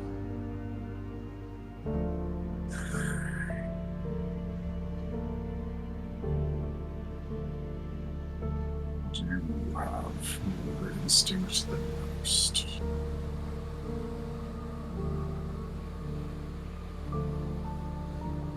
Instinct, in my experience, is simply a collection of senses that are indeterminable or too small to process singularly. And building them all up into one feeling that tells you what you need to do, and as you've already figured it out.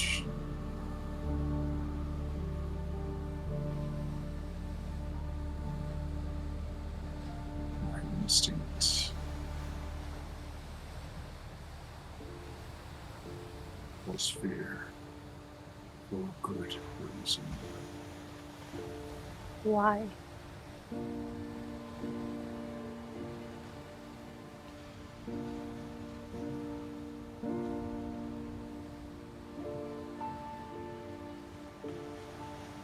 Why do you fight? Why do you receive a thrill from fighting?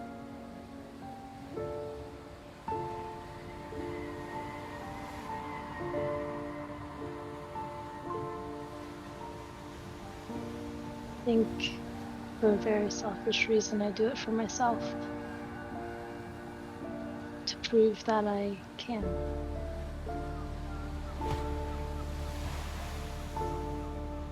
Exactly.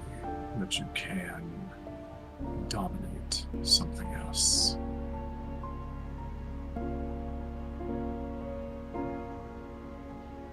When that flaming,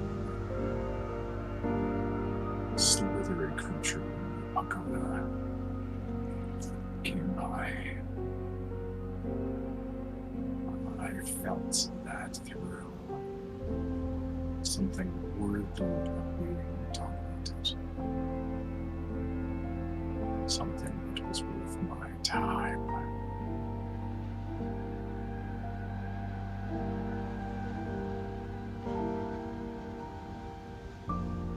I was not worth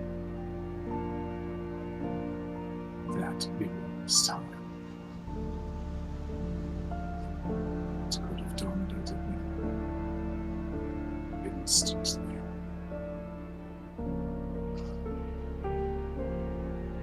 Thus, the fear.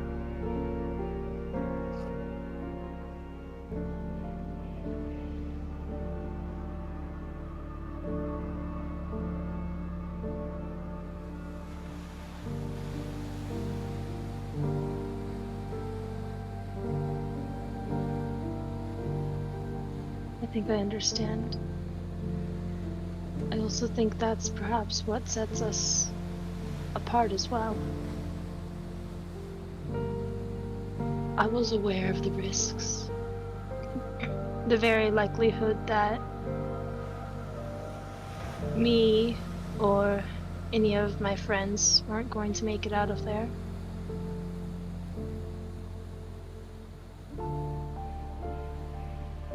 But have you ever thought that perhaps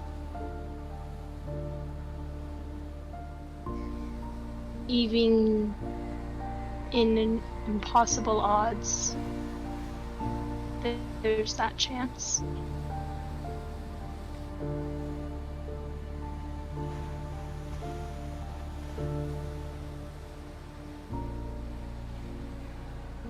You person. Instinct influences you, but logic holds the reins. Speaking generally, it is the reverse for the West.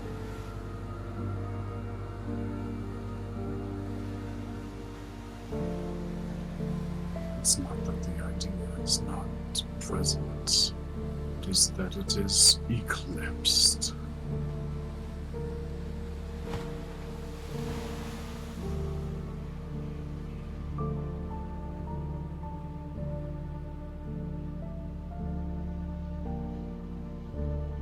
I did not enjoy that.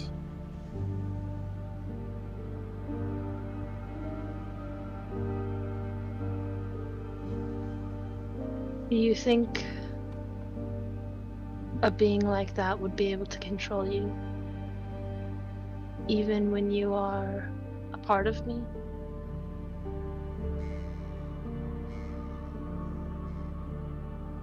I think the reason it didn't try is because I hid. And yes, I think it would.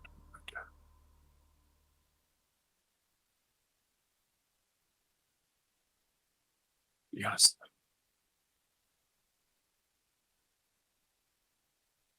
You earned your names.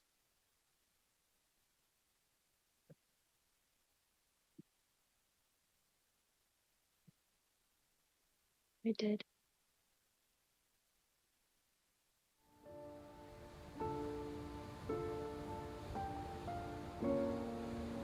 And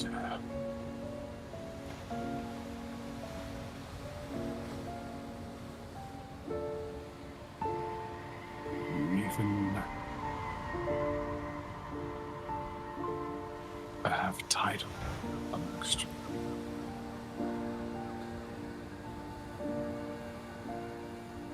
You have much to go. And I will not make it easy on you. The other three heads are purposefully just kind of looking away in respect to the conversation.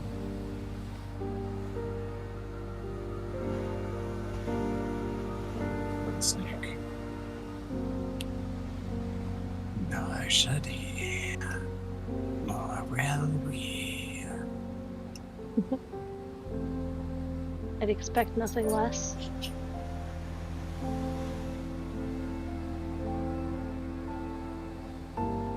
There is something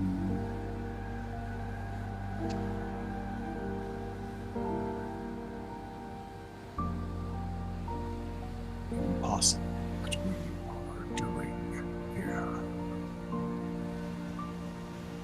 together with me.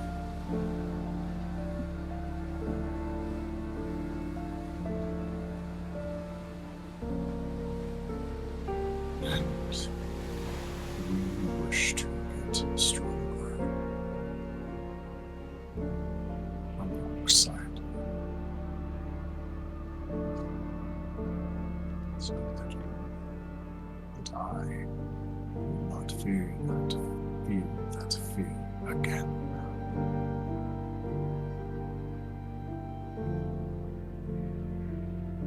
And together, we will get stronger.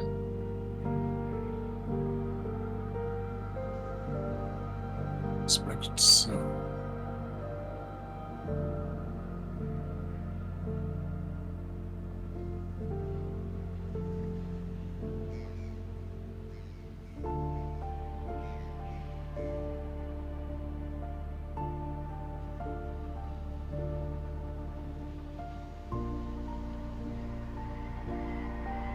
There is a certain amount of chaos that you exude in your mannerisms, in your fighting.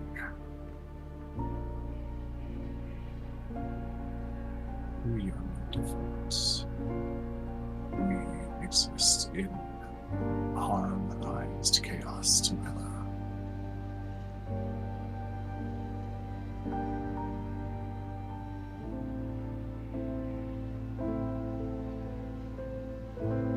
But balance can lead beyond the incompatibilities.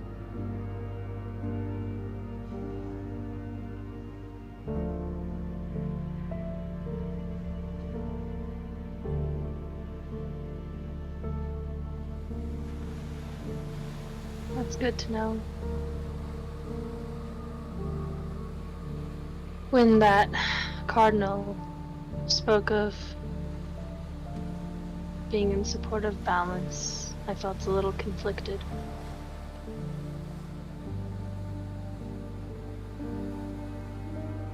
The lioness turns around. I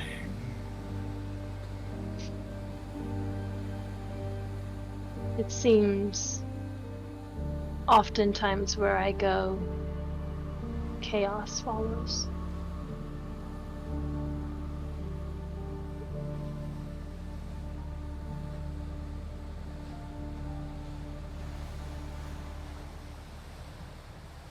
You're not wrong.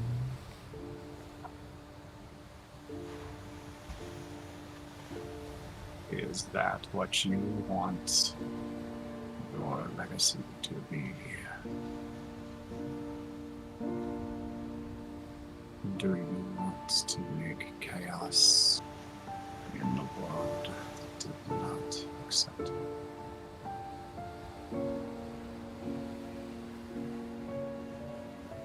I don't think so.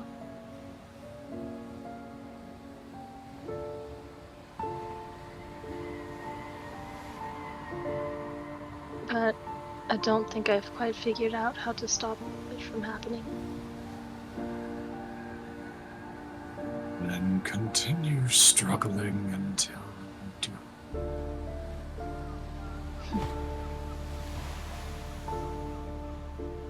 Suppose I will.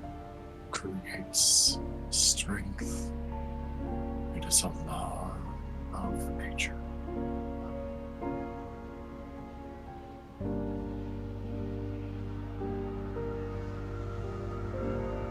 I think I have one last question. When the three of them were talking about the hierarchy of things in this world,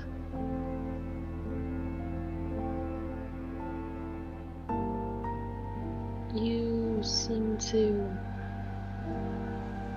tense.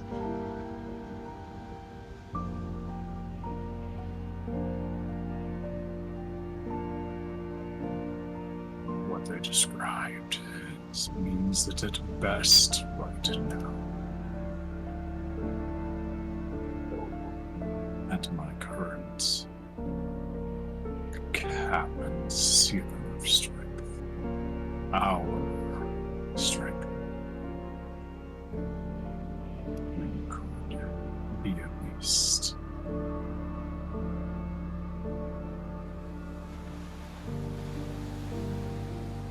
the pegging is not arbitrary.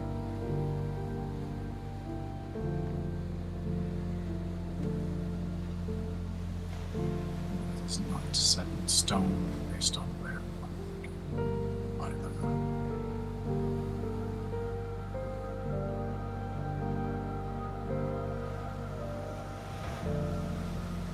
Hey.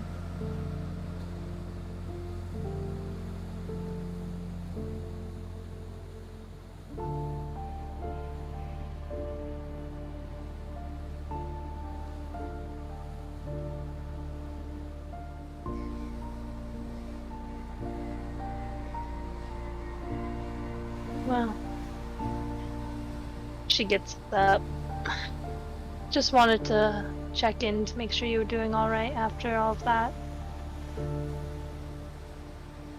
We are tired.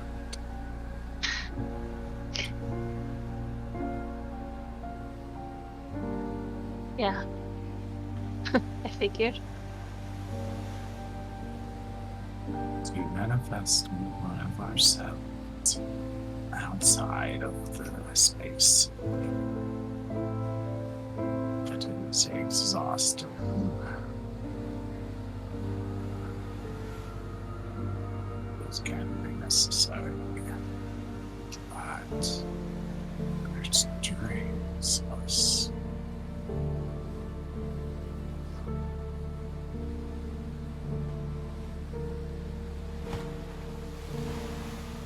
Keep that in mind.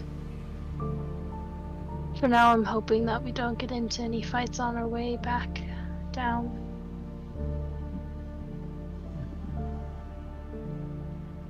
Kind of settles down, and like all four of its heads kind of like settle down on the ground. We will not be available for much. Deep buzzing of the gigantic creature's lungs as it settles down.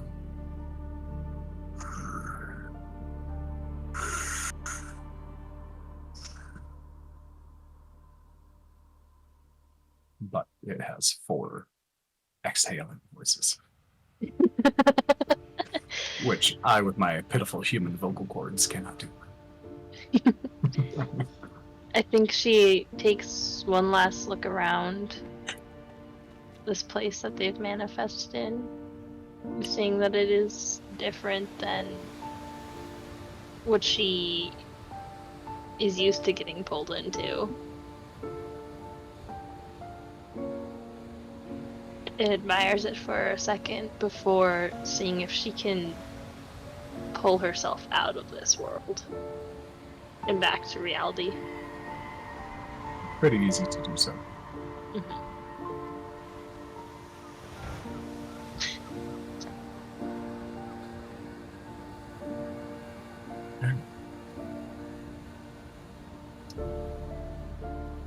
Chinmas. Where's the kitchens at? Just right down there. Follow your nose. So it's a kind of rocky, patched Catman. And easy enough to tell that down here, further and further, is what you're looking for.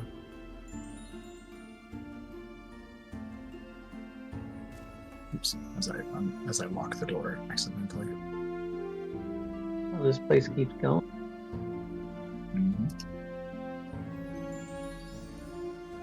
Is it through one of these doors or like south? It sounds like here. And you open it up and like a swarm of smells and feelings, and like it's so palpable that you can almost taste the air. But there's 2 individuals in here working away. There's a frog with like lots of feathers sprouting out. It seems to be the kind of sous chef to this mermaid-esque woman walking around draped in like coral clothing and has these like bright blue runes kind of running up and down their body, or not runes but lines, and they're going around and they're preparing things. They seem to be doing a lot with healing medicine, or like healing food seems to be the general take, that just based on like a simple kind of understanding of nature check that would work. Good day to you. I was sent here from Rosamel. Ah. So she finally listened to my request for a new cook, did she? Good, I need all the hands I could get. Not exactly. I was looking for you happen to be a druid? I do. And I use my abilities to do this. People want to see the magic of a druid all the time. But what they don't realize is that it's all around them, and they don't even see it. So, if you're not here to help, what are you attempting to get from me? I suppose if I'm not the one kind, then I'm the other. Yeah, I'm looking for a thing called the Insignia of Claws. Have you heard of it? Of course I've heard of it. Helps us keep our abilities sharp against those who would attempt to resist. Yeah, Looking it's for one got. for yourself. It's my understanding that it's kind of not just can help with druids, but it's maybe a sorcerer too. And specifically, I'm concerned about my natural weapons. Basically, I'd like to ensure that they are of magical nature. I've lost a dear friend recently and made some new enemies, possibly. You know how these things go.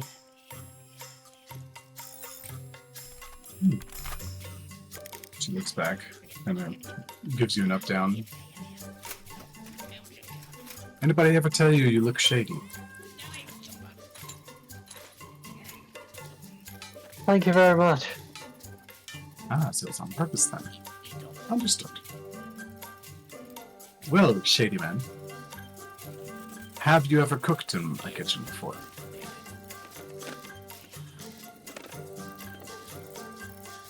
I've got kind of a thing with food, you know. Some people have food allergies and what such. I'm not so much of a cook myself, as it were.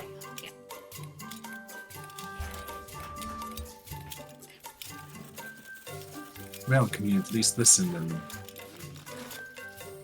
follow some instructions? I make a pretty good ear now and then. And with the right instructions, I might be able to follow your lead. Oh, good. Because I meant what I said. I need a few more hands to make a few more rounds of medicine for those who need it. How many do you need? And I will raise up some shadowy hands around me. That could be enough. They don't do weird things like poison anything they touch, do they? It depends on if you play nice or not. So it's by choice. Understood. Well, let's see what you can do. And, Shapes, I would like you to make a series of performance checks for me. Look, you scratch my back, I'll scratch yours with that insignia of claws. If it's a performance check you're looking for, Mom, you'll find me quite fit. And he flirts. Interesting.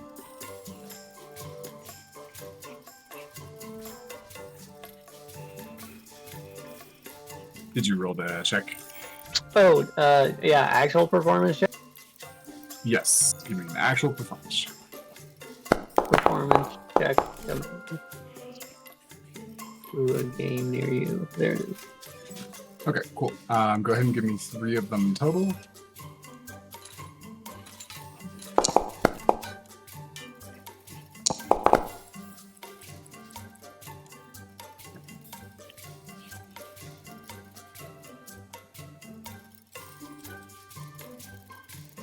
Okay.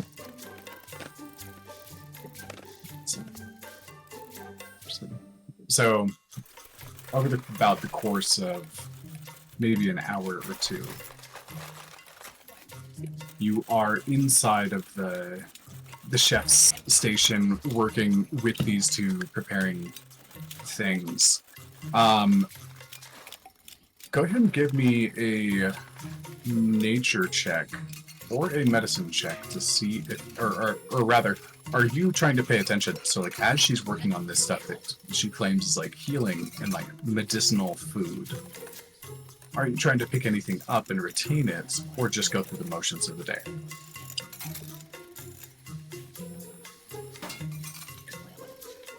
I am trying to be a diligent assistant because I see a payout at the end of this. So I am keenly trying to be attentive and helping more so than I am to like taking in the knowledge like for myself, I guess.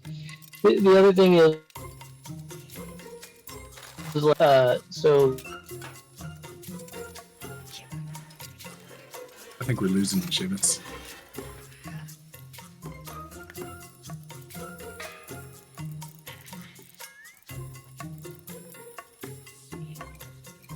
Yep, we've lost him. I think we lost him. Did somebody get a screenshot of his frozen face? His frozen O face? I did not. Was it- oh, you didn't get it? No, do you wanna come back and get so I can take a quick. Yeah, I'll have to work on that. My computer has been dying. I'm actually working on replacing it. Oh. It's like my video card keeps overheating. Yeah, oh god, my laptop is like burning hot. Jesus. Okay. So yeah, I can't see what's going on. But yeah, I'm trying to help, and but I'm not interested in like cooked food per se because Seamus really just needs to eat raw food. Yep, understood. Cool. So you do pretty well overall, except for at one point she has to like reach over and like slap your hand and be like, we're not trying to poison them. You have to cook the fish. It's called food poisoning. That was your 11. But besides that, you know, afterwards you get a lot of the food out. There's different people who are coming by as gophers to like pick it up and take it out to other people, and essentially the kind of the dinner rush for like when people are hungry again and they're willing to take in more medicinalized food and stuff, it dies down. Which kind of looks over, it's like, you're a little sloppy and untrained, but you're right, you've got good listening ears, and besides your strange aversion to cooked meat and fish, not bad. I try to be a good student, and I know that your people can use the help right now. Not much is very true. But as you mentioned, something about back scratching earlier. I've got the means, and she like flips up her hands, and like the slightly webbed and scaled fingers like eject into claws. It's just, yeah, I've got the mark. I've got the insignia myself. Helps when those bastards don't want to go down to a normal scratch. And she retracts, and she kind of like pulls aside her strap that kind of like leads up and around her neck, like, and puts it back. And in this case, it's essentially like a stylized tattoo of like a predator fish, and you can see like arcane markings running through it.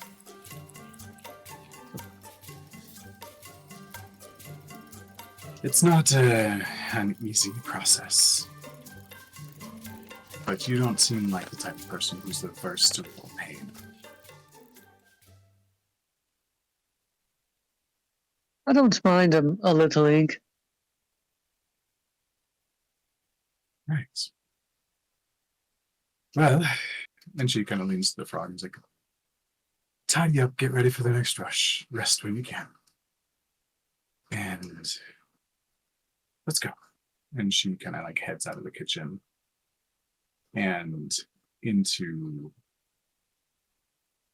like one of the essentially the dormitory. Oops, moving the wrong people. Most of these rooms in this place are either classrooms or lecture halls. Classrooms, lecture halls, or places where people sleep. She signifies to like for you to follow her.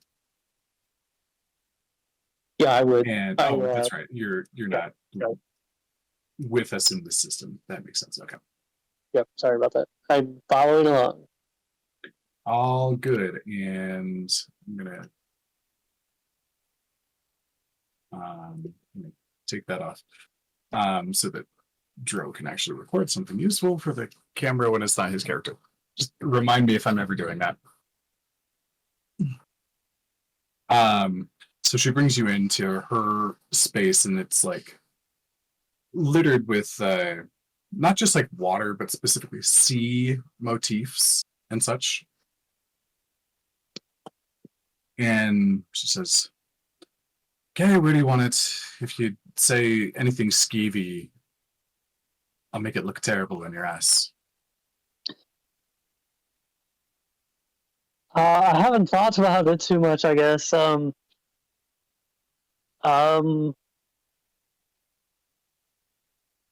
Maybe on just the upper arm here. Fair enough. Any particular symbol you're looking for? It's at least got to be a predator. And then I do what I want, because I'm the damned artist. What do you think about a dark wolf? Some kind of evil hellhound. Could be interesting. A couple of things come to mind. Realistic or symbolic?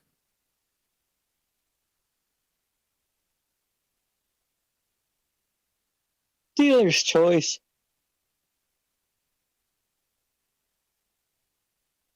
I think symbology in food, in arts, in anything. If something is a little bit more abstract, it has a tendency to heal a little better or get the message across a little better than something that's completely real. Symbols are oftentimes more powerful than a photograph or an exact word.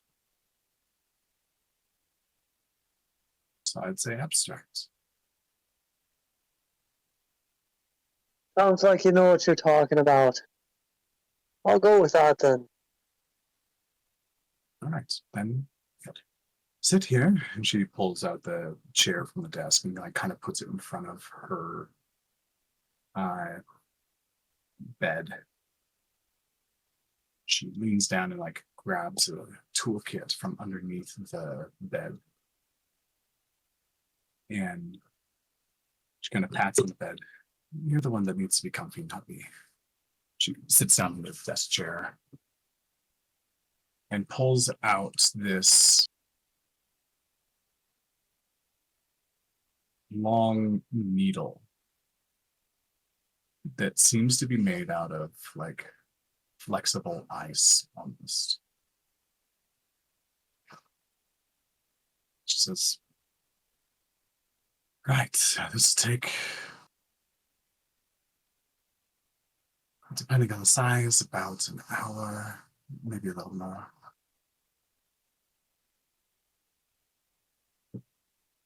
So whenever you're ready, roll your shirt up, get it going. I will take my new blue shirt off. Probably just pull my cape to the side. Got to stay modest.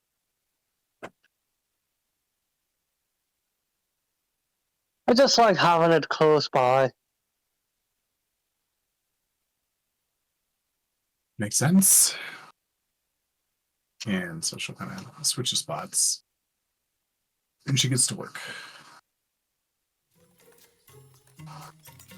the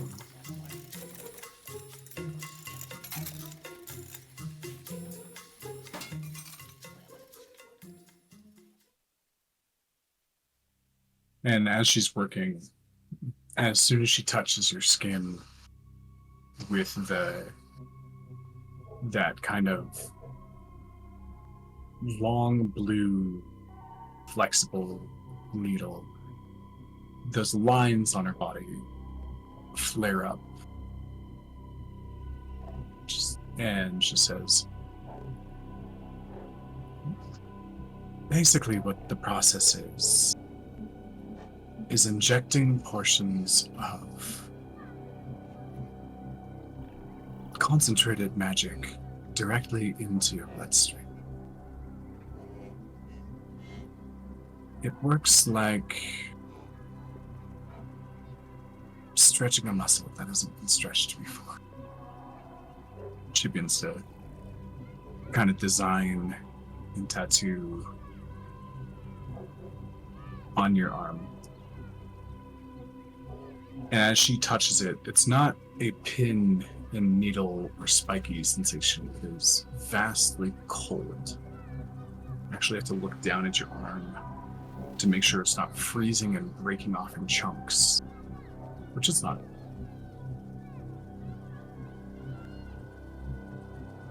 But it is uncomfortable. And it takes a while. Go ahead and roll me a Constitution saving throw, please. Yep. Hold on a second. Oh, I don't can know roll it whether- if you like. I've got my D&D Beyond sheet up here. I'm gonna roll. Gotcha. Let's see. Saving throw. Roll. Let's see. There it goes. Ooh, 21. 21. Okay. Not the first time you've been tattooed. Probably the most interesting time you've been tattooed.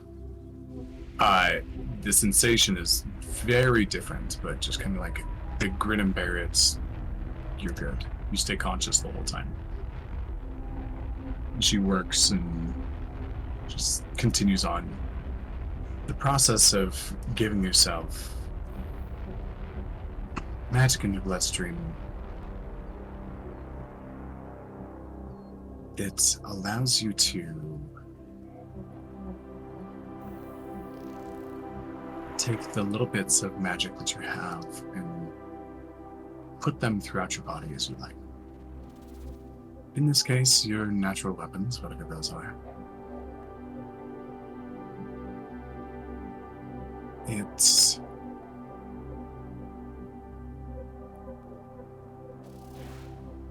just means that you can surpass which resists to a certain degree.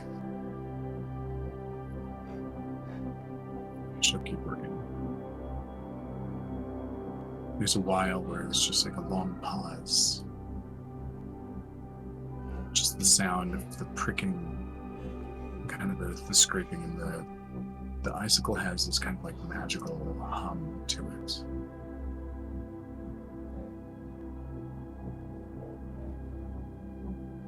After a while, you kind of think that she may not speak for the rest of the session. A little bit under her breath, she says, I heard what you did.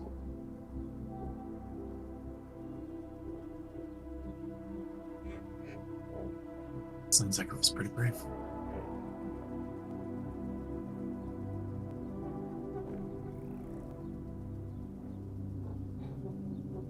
Nobody ran out. Nobody else ran into a literal belly of fire.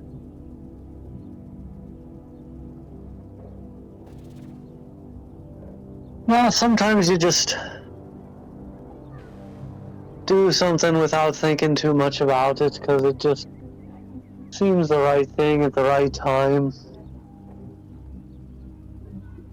Do you regret it? Did it seem like the less ideal thing after the right time? It certainly cost a lot.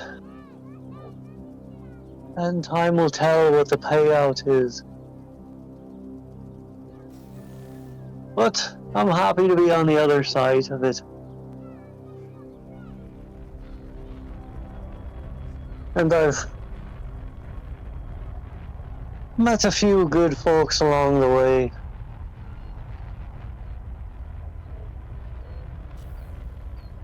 Happy to hear you've got a few chums who are just as idiotic as you are, then. Yeah, we've all got our problems. But lack of bravery doesn't sound like one of them for you or any of your folk who, from what I can glean so Well, you far. know, it's a thin line between brave and stupid.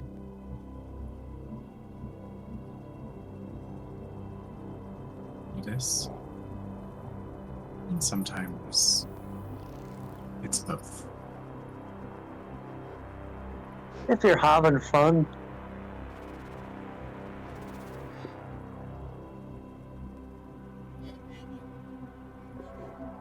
And what kind of fun do you like?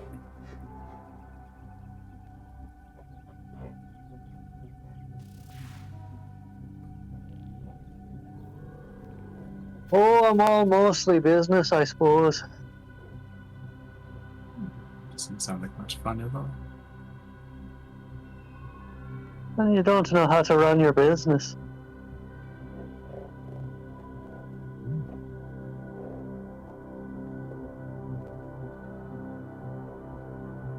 Perhaps I just need a good teacher. Oh, just watch where you put that needle. A little too much for you, eh? Oh. There we go. She kind of like brushes it off, reaches into her bag and like grabs like a little vial of water and like pours over it, and where like an ink kind of residue stands and like prickly skin and whatnot.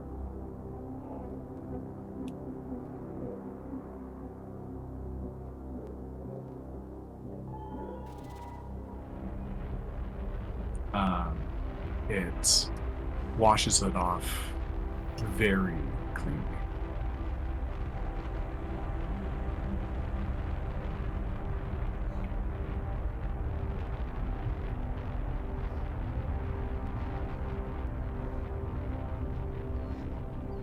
That's not a type properly. And your skin is red and prickly, but you see a very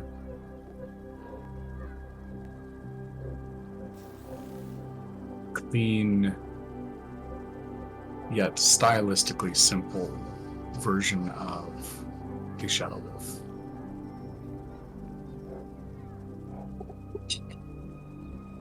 She pulls back and she says,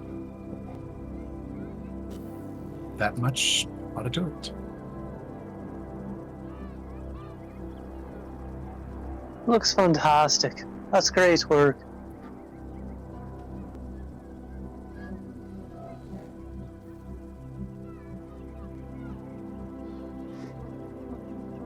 You're welcome. And thanks for saving a lot of my people. Art and cooking is an expression of love, and if I don't have anybody left to feed, then what am I doing?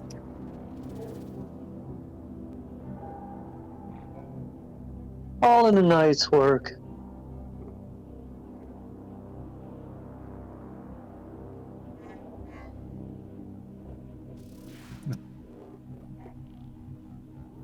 Best get back to your bravely stupid friends, I suppose. Come back anytime for a meal, and I'll not cook something for you and just serve it raw.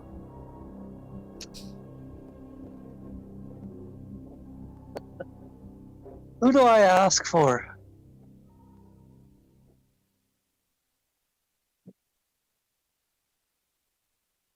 I'd just like to go by Gel.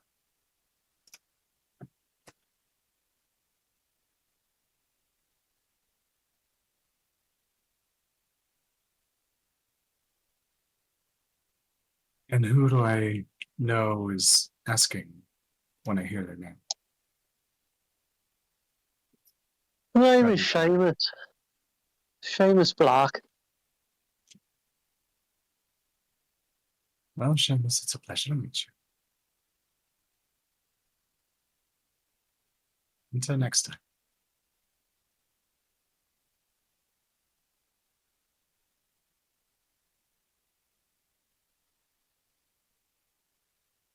She kind of gets up and walks you through the door. And gets back over to her kitchen.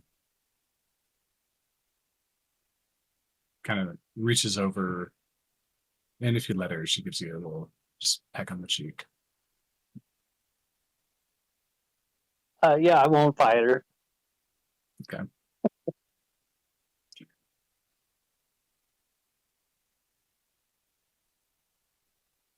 Thank you much, Mom. Everyone is selfish. But it takes a good person to be selfish in a way that helps others for real. There's precious too few good selfish people out there. Keep being one. We can use all the help we can get. Good night. She walks back into the kitchen and continues her work.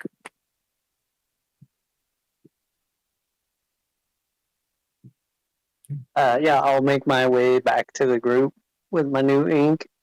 Show it off. Sounds good. Margot.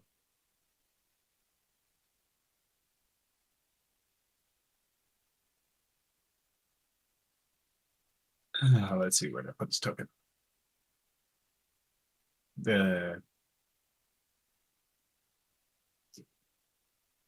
guy comes back after a while, and after you kind of get used to utilizing your wand in this firing range, sorts comes back and says, "Oh, and the rest of your group go." If PK went off to investigate the college. All right. Well, planted the seed. Kind of a nift spot. Otherwise, I wouldn't be here. It's fair. So, I believe this is what you're looking for. And he holds up a necklace with a crystalline vial on the end of it. It's got kind of like a top that you would like pop off. And underneath it, there's a needle sticking directly out of it. And inside there's kind of a clearish, milky liquid that's just kind of spinning away around.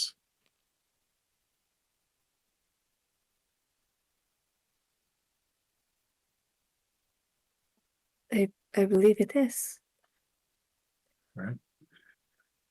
Well, you just prick your finger there, let it stick you, it draws the blood, and it'll seal right up. Okay, that's good to know. And then you gotta take the time to, bond with it and do the attunement process. Sometimes it can be a little tricky, and I know everybody has different results, and this one's a little strange, I guess. Some of what I've heard about people attuning to these things is a little odd compared to some of the others. But I don't know, it's like from all the different stories that I've heard, it's almost like doing a dance with yourself.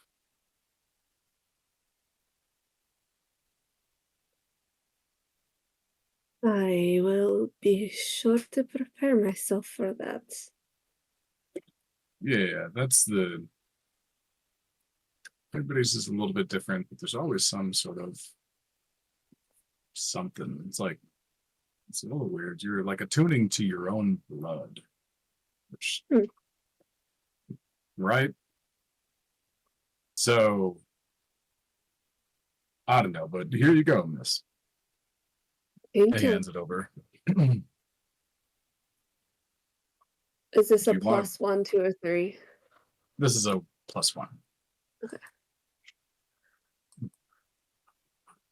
And do you want to do the attunement in here? You're welcome as long as nobody else needs it. Or I can show you to one of the empty dorm rooms.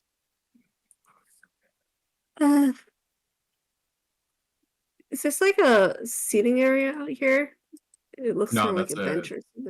That's like a stairs with a platform with like a strip of like rug over it. And then there's like a portal, like a little arch with a watery Oh, okay. a seal across it. Yes, I think perhaps one of the dorm rooms. I don't want to get in your way. Sure, there's one open right over here.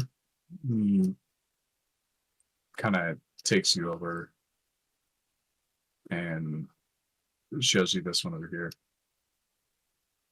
This particular student happens to be absent right now. And, you know, they were away when all this happened, so they're not going to miss it for the next hour. And I'm happy they were away. Hopefully they return safely. Agreed. Thank you again. Yeah, you're welcome. I'm not allowed to go in the room. You're not. Maybe Oh, I there just you made go. the walls a little too close or something. All right, I figured it out. Yeah. There we go. A little more space for you. She is. Did she happen to see Joe? I know his character's there, but I don't know what he's up to. Joe, are you actually there, or what are you up to? No, I'm walking around yelling Okay. for everybody. Yeah, Gotcha. would have probably been walking in, just like, He's Yeah, just this is You're probably just- one of those situations where, like, if you would have stayed in one place, you probably would have seen them all. But since you're walking around, it's at like the exact like it's the clockwork. antithesis space where you're like all like just opposite of each other. screaming. She through would the just halls. tell this gentleman, like, when you see my group, tell them where I am. Yeah, don't mind if I do. And then You she's have a nice- going to. Attunement. I don't know. That sounds weird. Just say, cheers. Closes the door and begins to walk off. She's gonna just sit cross-legged on the bed and study it for a minute, just to. She's thinking about like her tattoo and everything her mother's taught her about who they are and what they are, and then she's going to prick her finger with the blood and start focusing on attuning to this thing. And are you looking at the thing when you prick it and you kind of close it? Or are you like averse to needles? No, she's looking at it.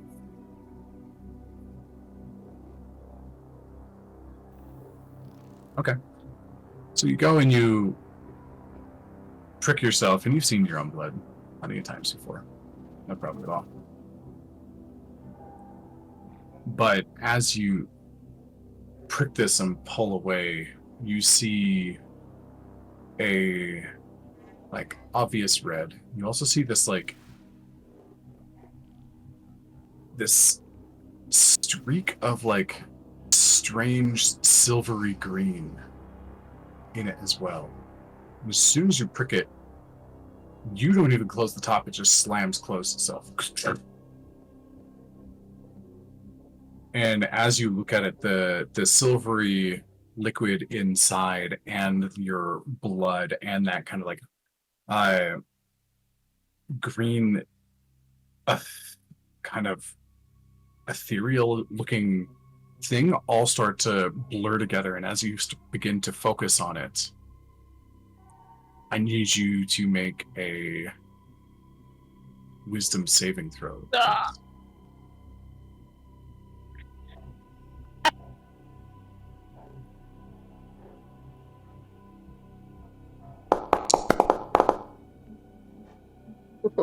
It was an 8. An 8. As you do, your eyes roll in the back of your head, and without being, unconscious, or as unconscious as you can be, you see the space, and it's flipping around and changing quickly, dramatically.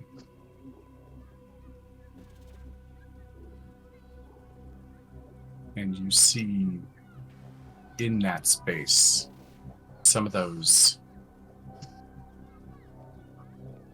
ethereal, not quite solidified portions of the pastel reality that you find yourself in are shifting, playing as they usually do. The drips kind of crawl off the side and fall into the river without being washed away by the river water. The first few times here in this space, you were very lost with the strangeness. It's like getting used to being on a roller coaster. The kaleidoscope of reality here, it's not a problem. You've done it a lot. But what you've never witnessed is seeing a portion of it on fire. Real, as expected, fire burns the paint like trees. And over the surface, you see a wicked claw, more like a scythe on a burning limb, cut through, and an insectoid-like head comes inside. Speaks to you in Quarry.